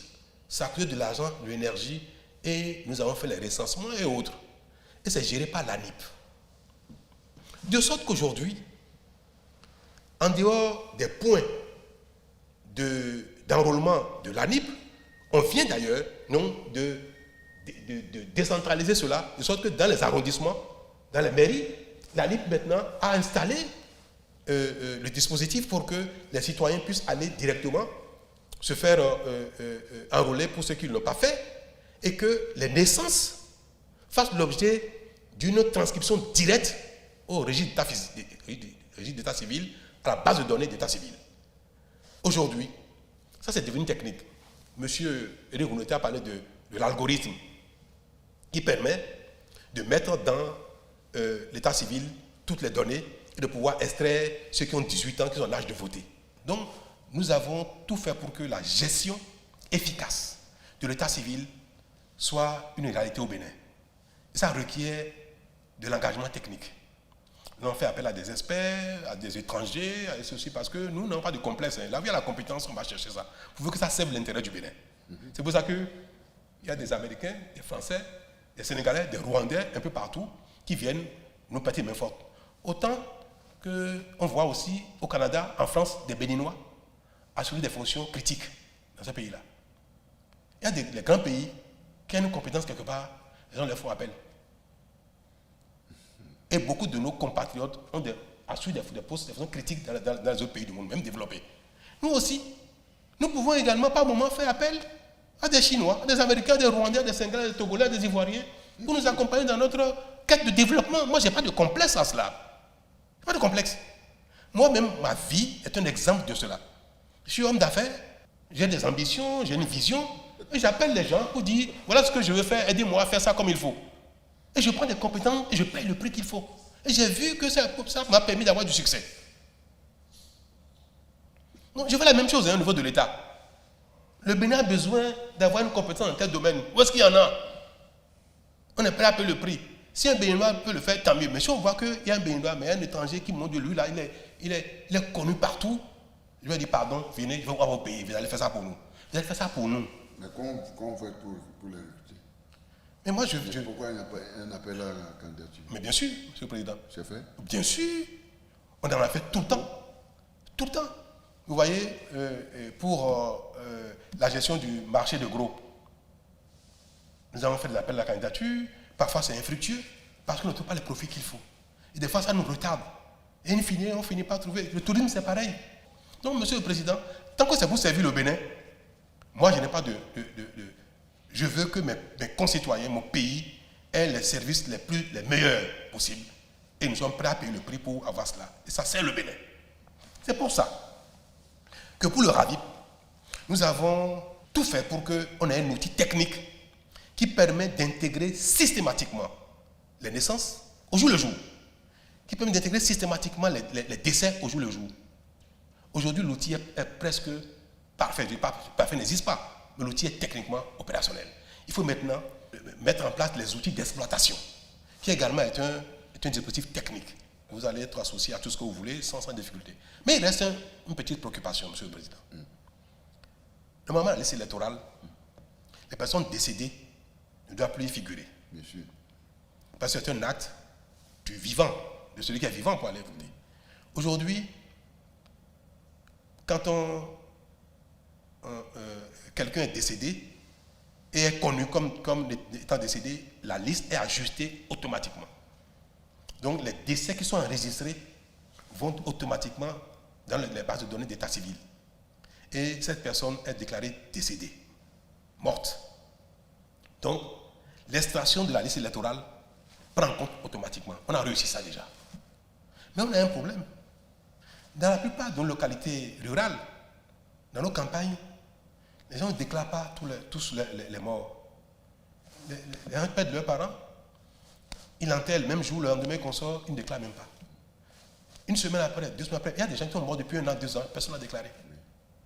Donc, la déclaration des décès n'est pas quelque chose qui est rentré dans les habitudes des Béninois partout sur le territoire. Et ça, c'est un problème.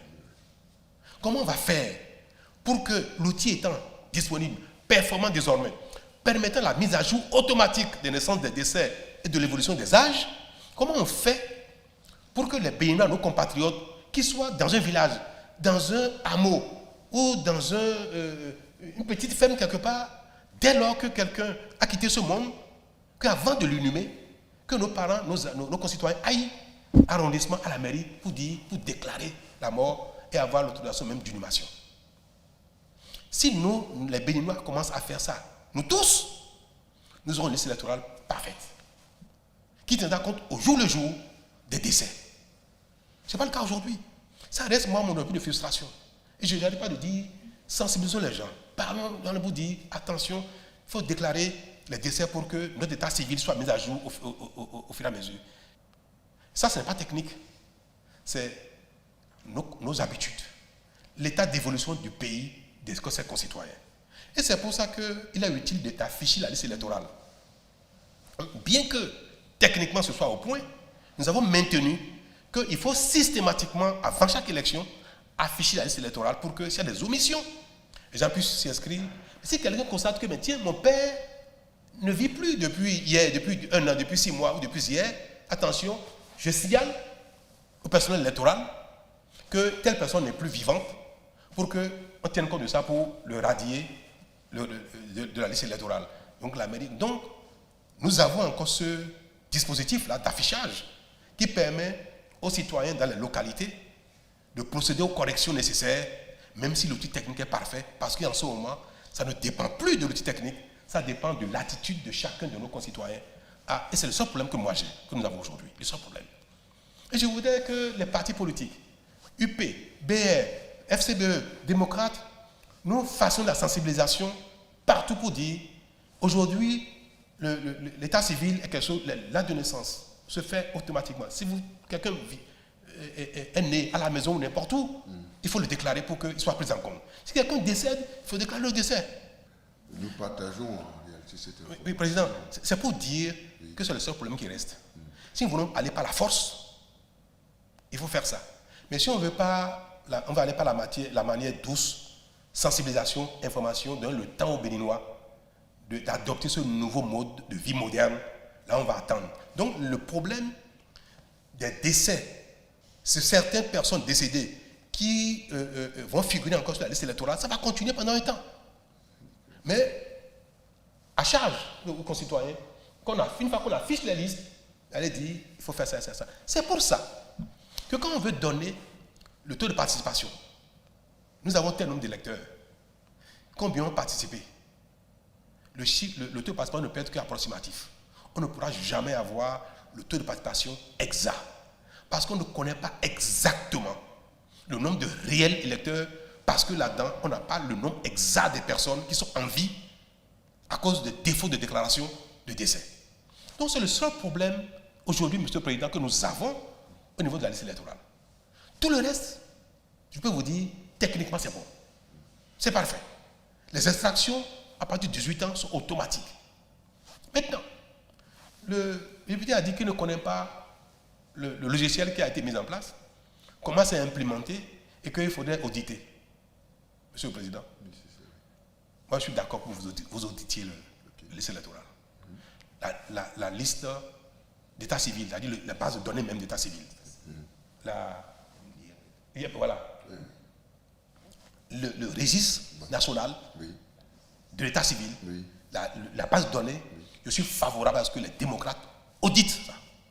Et auditent le dispositif, le logiciel qui permet de faire l'extraction pour voir si c'est bon. Si ce n'est pas bon, on va corriger ensemble. Si ceux qui nous ont vendu le logiciel, ceux qui l'ont installé, on fait des erreurs quelque part, que vous relevez ça, moi je serais heureux. Que au moins les acteurs politiques, pour une raison politique, ont quand même mis le doigt sur quelque chose de technique. Parce que si ça se faisait à des erreurs, cette technique, ce n'est pas politique.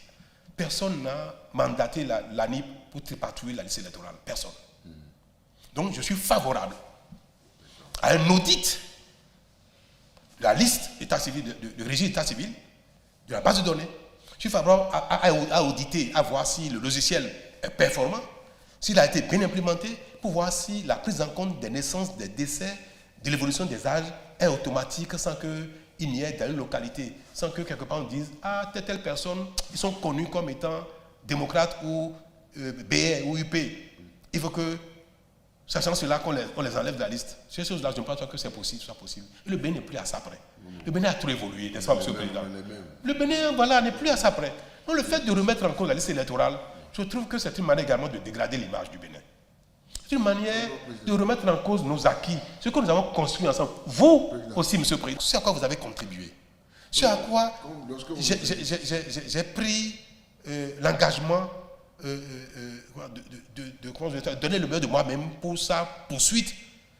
Quand vous dites publiquement aux concitoyens, aux institutions bilatérales, multilatérales, aux partenaires multilatéraux, bilatéraux, quand vous dites que la liste électorale doit être auditée, que ça ne vous paraît pas sincère, vous jetez le probe sur le Bénin entier.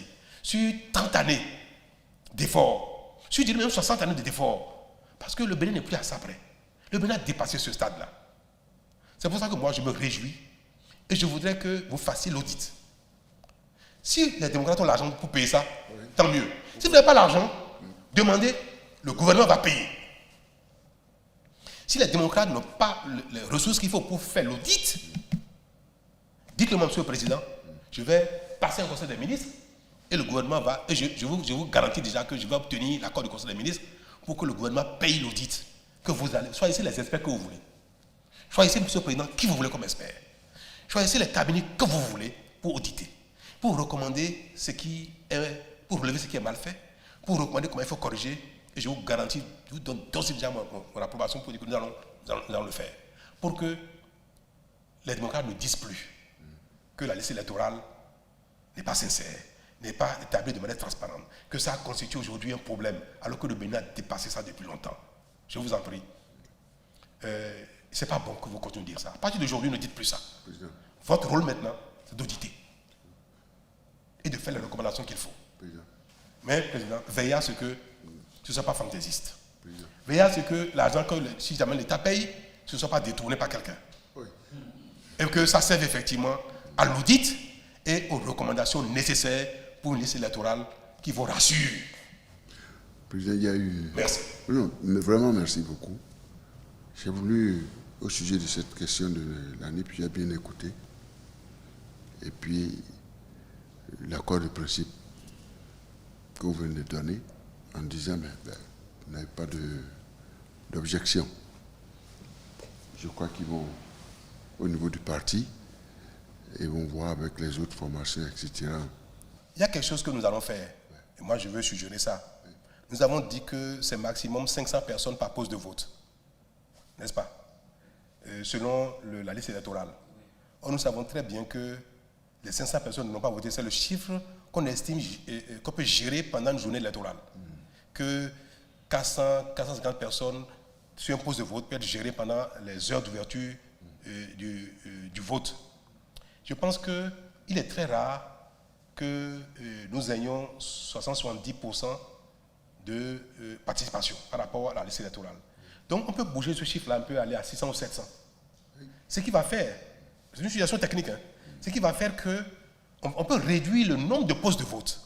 Parce que plus le nombre d'électeurs augmente, plus le nombre de postes de vote augmente, plus le nombre de bureaux de vote, de stands de vote augmente. Parce qu'il y a des gens qui ont retrouvé leur poste de vote à 500, à 200 km. Mais ça n'a pas été fait à la tête du client. Ça a été un bug dans le dispositif qui est même, je pense, bon, on va revenir sur ce détail. Mais quand vous avez fait l'audit, vous verrez bien tout ça.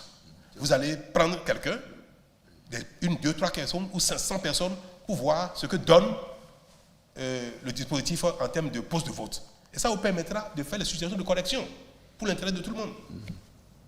Oui, juste cette question, Président. Oui. Je crois qu'avec l'audit, avec tout, on peut ne plus poser des questions. Mais pour... Vous allez pas dire que c'est le système. Je ne dis pas que... Et je ne suis pas là pour mettre en cause systématiquement, non. Parce que là, peut-être une occasion pour apprendre. J'ai beaucoup appris. Ben, c'est que nous sommes en train de changer pour voir comment encore améliorer. Oui. C'est de ça qu'il s'agit. Voyez, et je crois qu'ils ont commandé direct à faire sur la question, oui. Oui. Si vous permettez, oui.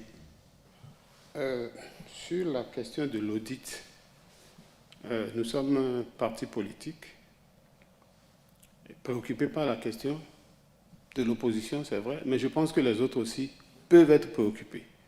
Donc, si nous voulons faire une telle démarche, il est souhaitable que ce soit l'affaire de tous les partis politiques, peut-être ceux qui sont représentés à l'Assemblée nationale, qui seraient représentatifs de l'ensemble de la communauté ceux qui veulent, politique. Moi, je ne veux l'imposer à personne. Si vous parvenez demain à convaincre UP, BR, FCBE pour faire ça, restaurez l'espoir, vous voyez, faites le tour des partis politiques, ceux qui veulent s'associer à vous, vous les mobilisez, vous choisissez ensemble les experts qu'il faut, mais je ne veux pas que ce soit une assise qui décide de ça.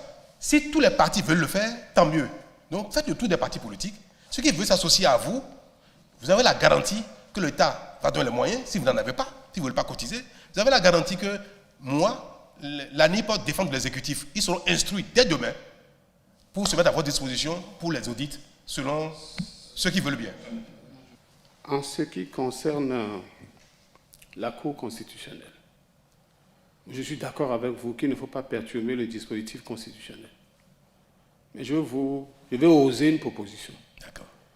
Puisque c'est votre sensibilité politique qui a désigné tous les membres de la Cour, à l'Assemblée nationale comme au gouvernement, par le président de la République, si vous suggériez à l'un d'entre eux de démissionner, vous ouvriez la porte à quelqu'un de l'opposition ou des démocrates, et toute la nation verra que quelque chose a été fait. Ce sera formidable. Vous avez tous les moyens de loger cette personne quelque part d'autre. Vous savez comment ça s'appelle? Non, Président. C'est une manipulation. Président Yaboni, vous avez entendu ce qu'il a dit? Ils veulent que... moi, je vais vous dire ce qu'il a dit. Président. Il veut que on manipule. Non, que vous suggériez. Non, il veut qu'on manipule les institutions de la République au gré de l'esprit partisan. C'est l'esprit partisan qui détermine aujourd'hui la manière dont, constamment, il faut manipuler les institutions. C'est très grave ce qu'il vient de dire, Monsieur le Président. Ça veut dire que vous qui avez été élu en 2006 président de la République, sans avoir personne, je sais de quoi je parle puisque nous avons travaillé à l'élection ensemble, on n'avait personne à la Cour constitutionnelle en 2006.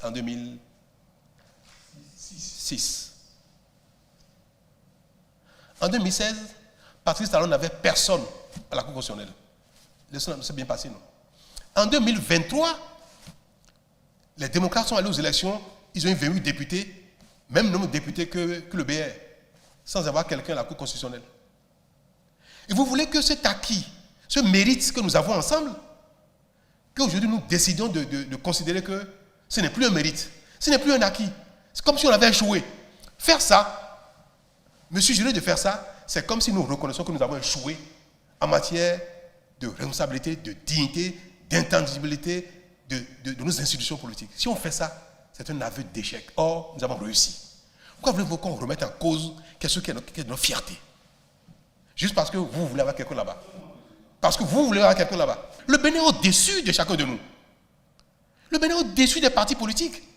Les institutions de la Bénin doivent être traitées avec respect. Et ceux qui y sont, qui tiennent la légitimité du peuple par les institutions, l'Assemblée, la République, et qui ont donné jusqu'à maintenant satisfaction à la République, il ne faut pas faire ça. Quel est votre degré d'honneur pour porter la République béninoise, notre pays, pour porter nos acquis, pour porter l'image? Nous sommes arrivés à quelque part d'extraordinaire dans notre processus électoral, que tout le monde reconnaît partout aujourd'hui. Et vous voulez que je fasse ça? J'ai trop d'honneur pour faire ça. Monsieur le Président de la République, moi je suis un peu étonné parce que nous avons quand même une petite expérience politique et je sais que nos différentes mandatures de cours constitutionnels ont été critiquées dans ce pays. Parce qu'à un moment donné, ça ne répondait pas à l'aspiration peut-être de ceux-là de l'opposition. J'ai dit la dernière fois au président de l'Assemblée nationale qui se plaignait, j'ai dit, mais estimez-vous heureux? Nago ne dormait pas. Vous étiez dans les escaliers de son comment on appelle ça? De son bureau, du Pêchoir. Estimez-vous heureux? Pourquoi vous pensez qu'aujourd'hui, nous, là, de l'opposition, nous n'avons pas le droit de vous critiquer? Pourquoi? De quel droit, nous, de l'opposition, nous n'avons pas le droit de vous critiquer? Monsieur le Président, considérez que nous jouons notre rôle d'opposant. Et deuxièmement, Monsieur le Président... C'est bien dit. Deuxièmement, Monsieur le Président, vous avez parlé tout à l'heure de la liste électorale. Vous avez dit qu'ils sont en train de corriger, qu'ils sont en train de mettre les gens à leur poste de vote, ceux qui étaient déplacés. Mais nous ne sommes pas là. Comment nous, on va savoir? Vous allez le faire maintenant, non? Non, avant. Mais donc laissez-nous critiquer ça, puisque nous ne savons pas que c'est corrigé. Est-ce que j'ai refusé? Est-ce que j'ai refusé? Vous avez dit que nous... La liste électorale, je n'ai pas refusé qu'on nous dise qu'on corrige ensemble. Non, vous avez dit que oui. Nous, l'image du pays, que nous salissons l'image du pays. Est-ce que c'est parce que notre œuvre n'est pas parfaite que nous allons nous jeter nous-mêmes au diable? Est-ce que, comme vous avez dit tout à l'heure, on a eu à critiquer la Cour? Oui. Moi, tout à l'heure, j'ai dit non, qu'un président de la Cour a dit des choses qui étaient quand même assez énormes. Oui. Mais pour autant, cela n'a pas remis en cause la responsabilité globale de nos institutions dans le temps. Ce n'est pas parce que l'homme est imparfait que tous les hommes valent le diable. Parce que vous êtes pécheur, vous êtes l'équivalent de Satan. Non, je ne peux pas. Mais alors, même Dieu, excusez-moi, je vais blasphémer, ne donne pas satisfaction à 100% aux hommes. Il y a des prières que je fais depuis j'attends, Dieu ne m'a pas encore donné. Vous aussi, chacun de vous. Parce que pour autant, nous disons que, mais des fois on dit, mon Dieu, qu'est-ce que j'ai fait à Dieu pour mériter ça? C'est une critique à l'égard de Dieu. Cette expression-là, qui est commune aux croyants. Qu'est-ce que j'ai bien fait à Dieu pour mériter ça? C'est une critique. Ce n'est pas parce que l'œuvre est perfectible et susceptible de critique que tout ce que nous faisons, nous les envoyons au diable, on dit non, jamais non. On a fait des choses bien globalement, dans le temps. C'est pour dire que nous pouvons œuvrer à améliorer les choses sans donner l'impression à nos concitoyens et au monde entier que ce qui se passe est d'une gravité extrême au point de brûler le pays. Moi, je voudrais vous rassurer de ce que tout ce qui sera constaté, qui sera une insuffisance, sera corrigé. Et c'est pourquoi je veux vous réaffirmer ça à nouveau. Contactez les partis politiques qui veulent bien s'associer à vous. Si c'est tous les partis politiques du Bénin, il n'y a pas de problème. Et vous choisissez les experts, les cabinets que vous voulez pour faire les audits. C'est comme ce qu'il faut faire, monsieur honorable, monsieur, ce qu'il faut faire. Oui. Pourquoi d'ici 2 ans, vous n'allez pas avec la Sénat, les autres partis de l'opposition, voir les répartitions. 1, débattre sur le nombre d'électeurs par poste. 2, vérifier si nos concitoyens sont dans les bureaux de vote, les postes de vote qui leur conviennent. Et peut-être demander que peut-être dans 6 mois, dans un an, avant les élections, qu'on affiche à nouveau toute la liste électorale avec les postes de vote, qu'on affiche ça pendant même 6 mois. Vous me suivez? Pour que les gens relèvent. Moi, là où je suis là, ce n'est pas bon. Moi, je suis prêt à ce que l'État paye. On affiche, parce que ça a pénalisé beaucoup. Moi, j'ai eu des parents même qui ont été pénalisés aussi. Parce qu'ils ont dit, moi, là où je dois voter, c'est trop loin, je ne suis pas allé voter. Beaucoup de gens ne sont pas allés voter en 2023, là, à cause de leur poste de vote qui est trop loin de leur résidence. Non, si on affiche pendant 6 mois, on peut même donner 1 an. Après, et moi, je suis prêt à ce qu'en ce moment, mais si vous voulez même, mettre une équipe en place pour veiller à ce qu'on corrige, on intègre la demande de chacun dans le logiciel. Quand je vous invite à faire les choses de manière, quand je vais dire ça, responsable. Oui, président, c'est le manque de dialogue. Vous voyez ce que je dis là? Vous comprenez, non, monsieur Achadé? Ce n'est pas des choses, c'est bon pour nous tous. D'ailleurs, je profite pour vous dire quelque chose, président. Bien entendu, sur les réseaux sociaux, que vous voulez proposer qu'il y ait des réformes sur le code électoral. Au-delà de ces 3 sujets-là. J'espère que ce qu'on a évoqué là, ça s'arrête là. Moi, je ne suis pas au Parlement, mais je vous suggère, je vous en prie. Ne démarchez pas, n'entrez pas en discussion au Parlement pour modifier le code dans le sens de remettre en cause le système partisan actuel. Ne remettez pas en cause ce qui concourt à faire des partis forts et gros. Si vous remettez ça en cause, les démocrates, le parti va se casser. Si vous modifiez le code électoral de sorte que demain, si les organes du parti ne positionnent pas Pierre, Paul, Biot ou Jacques sur une liste, et qu'en ce moment ils peuvent partir, aller créer leur liste à part, aller aux élections, si vous faites ça, on retombe dans le passé, demain vous n'allez plus maîtriser le démocrate. Ça va devenir démocrate 1, démocrate 2, démocrate 3, le parti va se casser. Si vous faites ce genre de modification, je ne vais pas soutenir. Mais toute modification que vous pouvez faire au code qui va dans le sens du renforcement des partis politiques, le renforcement du pouvoir des partis politiques, de leur grossissement, de leur absorption, même que les partis absorbent les autres partis politiques, je vais soutenir. Parce que c'est l'héritage que j'aimerais laisser, qu'on a contribué ensemble à mettre en place ce système partisan viable, où les grands partis existent et qu'il n'y a plus de multitude de petits partis politiques. Je vais faire l'allusion au seuil de représentativité des listes aux élections. Si on va aux élections, si vous modifiez le code pour dire désormais, pour avoir droit au partage des députés, et qu'on sort, au lieu d'avoir 10% de suffrage recueilli au plan national, vous amenez ça à 1% ou 5%, ou vous sautez ça, vous aurez commis vraiment une erreur grave contre la République. Parce que même pour vous, ça va vous desservir, ça va faire casser le parti. Président, parce que demain, toute personne qui ne serait pas sur votre liste électorale va créer sa liste à part.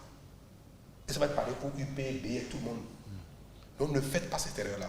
Elle va tuer les démocrates elles-mêmes, le parti lui-même. Donc ce genre de réforme, je vous en prie, si c'est destiné à renforcer la chose, je soutiendrai. Si c'est destiné à affaiblir les partis politiques, je ne vais pas soutenir. Vous allez soutenir l'équipe du président si on veut enlever. Non, le politicien doit être un bon citoyen. Le politicien, le député, le maire doit donner l'exemple des citoyens exemplaires. Parce que tout doucement, nous ferons en sorte que les acteurs politiques seront tellement exemplaires que personne n'aura rien à dire sur eux. Et il y en a déjà. Il y a des gens qui disent je n'ai pas d'histoire. Dis-moi ce que je dois, il paye. Le président Boni Yahweh est d'accord. Oui, moi je suis d'accord. Oui. Donc, on peut se féliciter, non? Le pays avance.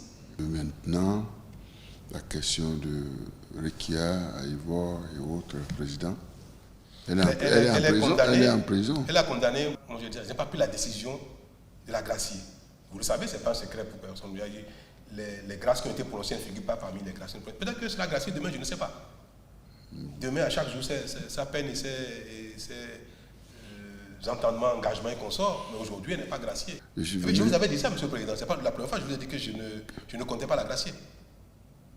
Je vous ai dit ça. Bon? Oui, je vous ai dit ça. Vous avez oublié? J'ai dû oublier alors.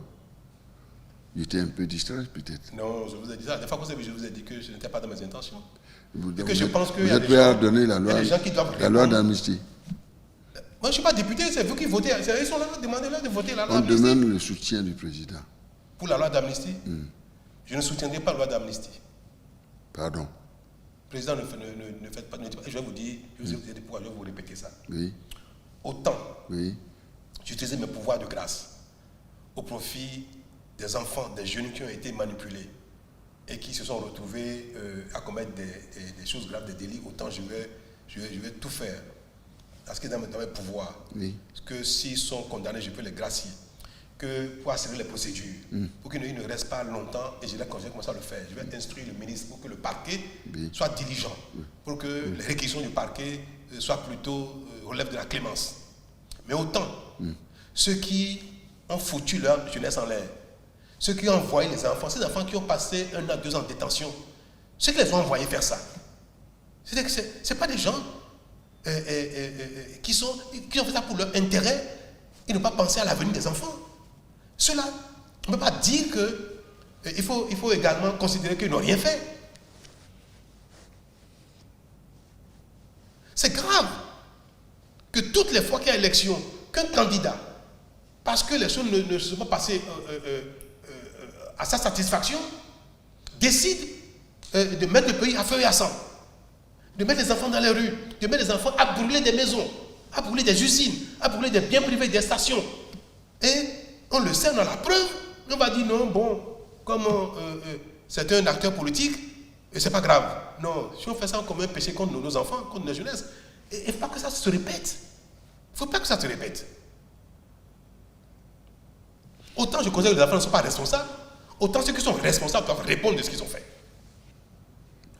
C'est même pas bien de parler d'amnistie, c'est pas bien.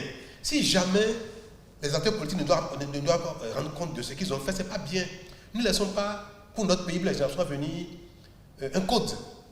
Il faut laisser un code pour dire que ça, là, ça se punit. Ça ne se pardonne pas. Ça ne s'amnistie pas. Moi, j'ai dit une chose. Celui qui s'attaque à moi, qui veut me tuer, je peux le pardonner. Politiquement. Je peux lui pardonner, ce qui veut me tuer.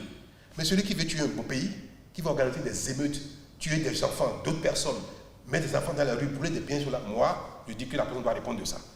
Si la personne a commis une faute contre moi, personnellement, on peut régler ça. On peut régler ça. Mais contre la République, non.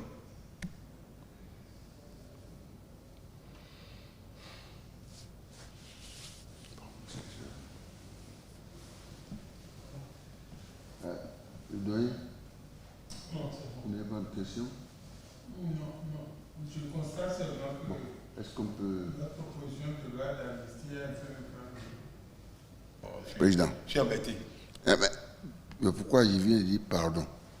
Pardon, président, pardon. Président, pardon. Moi, pardon.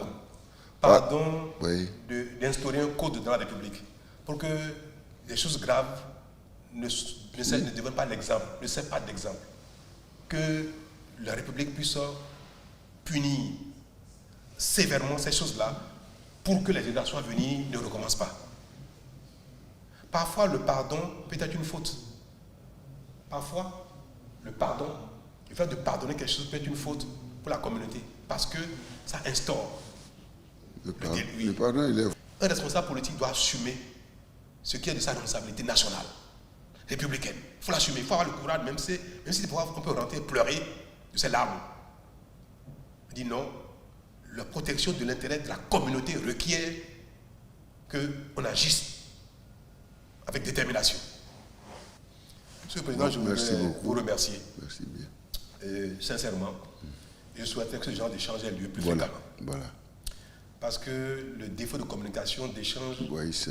voilà, peut des fois donner l'impression qu'on est en conflit les uns contre les autres. Or, parfois, les recueils sont fondés. Parfois, les revendications sont constructives. On vient d'évoquer certains points sur lesquels je trouve que ce serait bien de faire ce que vous souhaitez pour améliorer les choses. Bon, d'autres ne sont en politique, comme l'a dit le président Omlité, sont en politique. Il y a des choses qui relèvent purement de révélation politicienne, sur lesquelles nous pouvons dire non, cher ami, on comprend, mais le problème n'est pas là. Là, il y a un problème, il faut travailler à le résoudre. Vous pouvez compter sur moi, mon engagement, sur ma sincérité, pour faire en sorte que les élections à venir n'aient pas une personne qui remplisse les conditions d'aller. Parce que ce n'est pas tout le monde qui est susceptible d'être qui est éligible. Tout le monde a l'âge de voter peut être électeur, mais seulement quelques-uns remplissent les conditions d'éligibilité. Je veux dire par là, chers amis, monsieur le président, que voyons-nous le plus souvent possible. Le problème là, régnons nous. Ce n'est pas la peine de courir dans le monde entier pour dire le Bénin va mal, je suis la démocratie en danger, et qu'on soit, mais non, ce n'est pas vrai.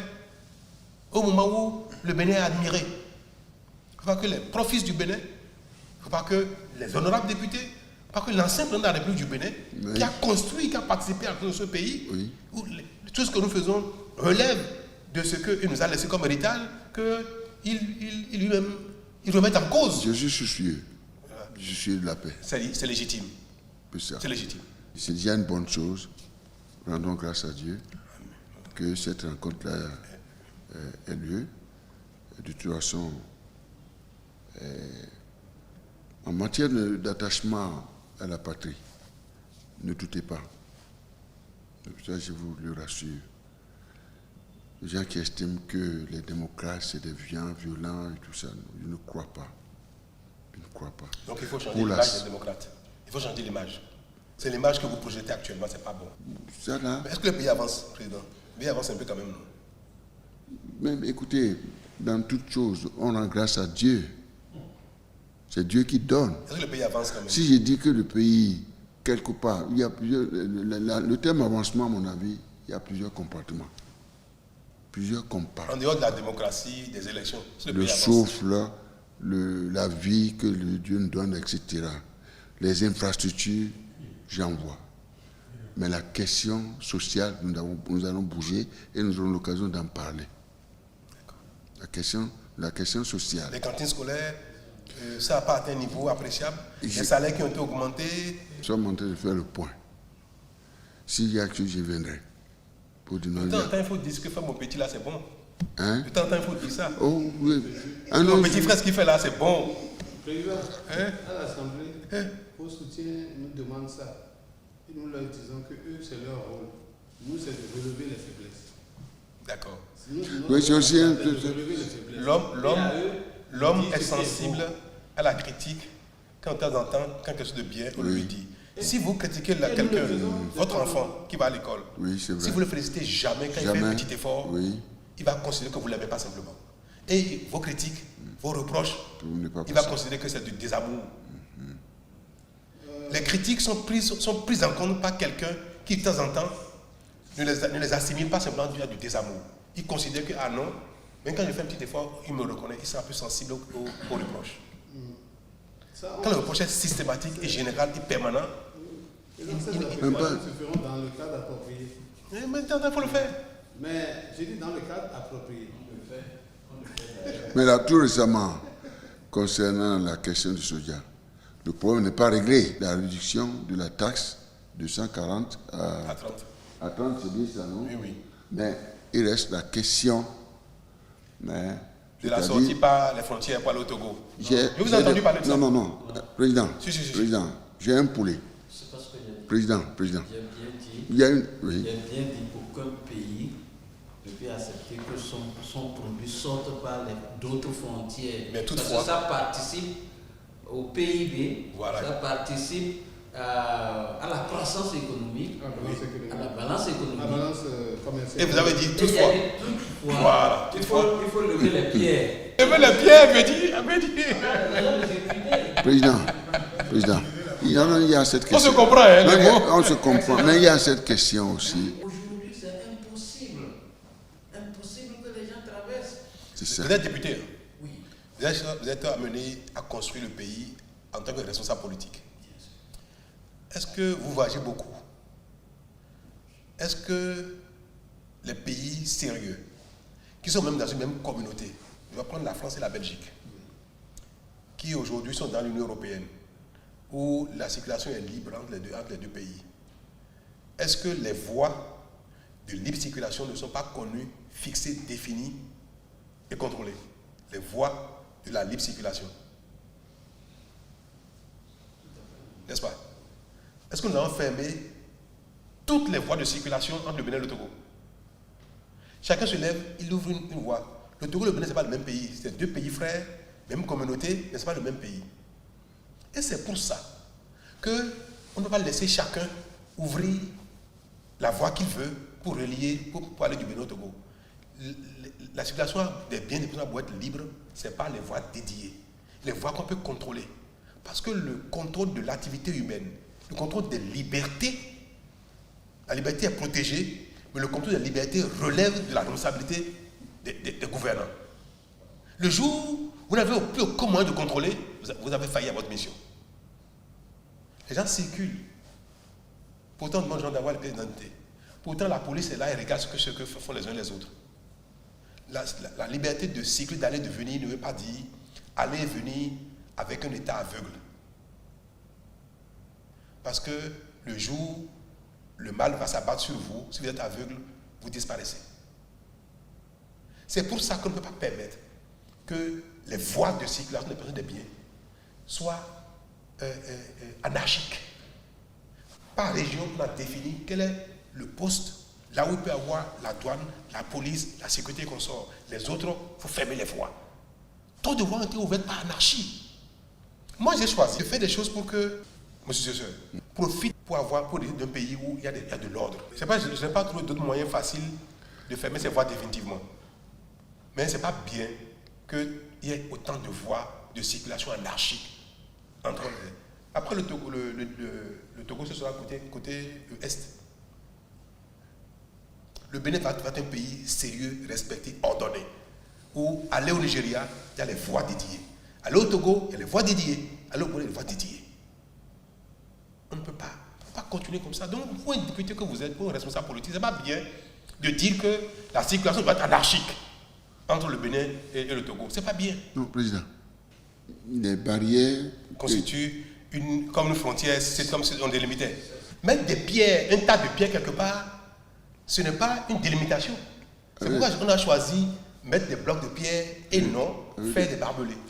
Si on fait des barbelés, ce n'est pas bon. Et des tranchées, Président. Oui, tout ça là, c'est une infrastructure qui n'a pas la même signification. Ceux qui sont au-delà, c'est des Béninois. Il peut passer à pied. C'est des Béninois. On a laissé les gens passer à pied.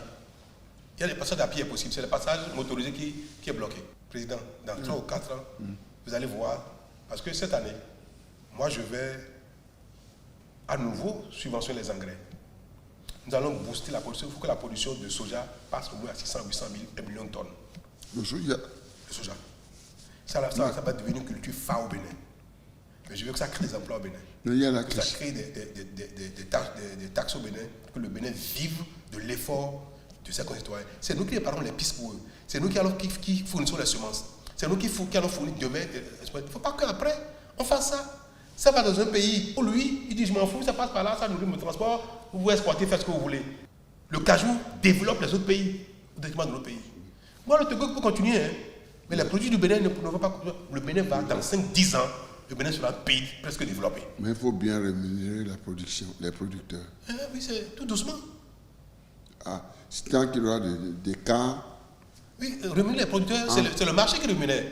Après, maintenant, on a baissé la taxe. La taxe. Oui. Personne à la date d'aujourd'hui n'ira plus au Togo. Ça, je suis convaincu. Au niveau où la taxe est aujourd'hui, ceux-là qui sont allés de l'autre côté vont revenir. Inch'Allah. Bon, le décret, Président. Oui. Le décret qui interdit l'exportation, je crois, à partir de mars ou avril, non? 2024. Au-dessus de la. Je ne sais pas si la campagne 2024. La campagne va finir quoi? En avril, mais c'est fini. La campagne il paraît que ça va au-delà. On a dit maintenant que c'est pour la campagne actuelle. Donc, tant que en tout cas jusqu'en même juillet prochain, on peut permettre la récolte même de soja a lieu. On va regarder quand est-ce que la nouvelle récolte commence. Et c'est en ce moment qu'on va arrêter les exportations. Donc tout ce qui relève de la campagne actuelle jusqu'en mai, juillet peut continuer à être exporté. Est-ce que la mesure est déjà applicable? De La taxe, La taxe. Si. J'ai appris qu'il y a des camions qui sont arrivés à Cotonou, qui sont allés à Sonicom. Et on allait, j'ai envoyé des gens ici, là-bas hier, les gens leur disent non, que la douane c'est 240, mais c'est faux. Exactement. Ils disent ça parce qu'ils veulent voler les producteurs. Mais on dit le budget. C'est des véreux. Au niveau du budget. Oui. Et que la taxe sera effective à partir de janvier. Non. Vous savez, l'État est libre que la loi fixe une taxe. L'État décide de ne pas payer ça. Et c'est une mesure de subvention indirecte. Parce que si on ne veut faire pas la loi, il va falloir qu'on aille faire un collectif pour demander que la taxe, parce que la taxe est déjà fixée pour l'année. Donc, comme c'est fixé pour l'année, on ne change pas. Mais l'État subventionne ça et demande que les gens ne payent pas ou payent une partie seulement de ça. Et le gouvernement a le pouvoir de ne pas collecter une taxe, même quand la loi l'a fixée, ou ne pas collecter partiellement. Ça se traduit par une subvention. Et dans les comptes généraux qui sont présentés après, on va montrer qu'il y a eu tel différentiel que c'est une subvention que l'État a apportée à la filière soja. Monsieur le Président, oui. Par rapport à ceux qui ont essayé hier de faire supporter les taxes aux producteurs, Non, ils ont même dit carrément que c'est peut-être 840 que on a fait un communiqué, vous avez demandé au ministre de Finances qui m'en a parlé. Le communiqué passe. C'était déjà la signature du RGG. Et à la sortie, en principe, je devrais avoir ça pour diffuser le communiqué. Vous montrer que les 33 sont déjà en vigueur au port. Oui. Merci beaucoup. Président, merci infiniment. Merci bien. Même si parfois les propos ont été un peu chauds, c'est notre habitude. Ou bien, Président.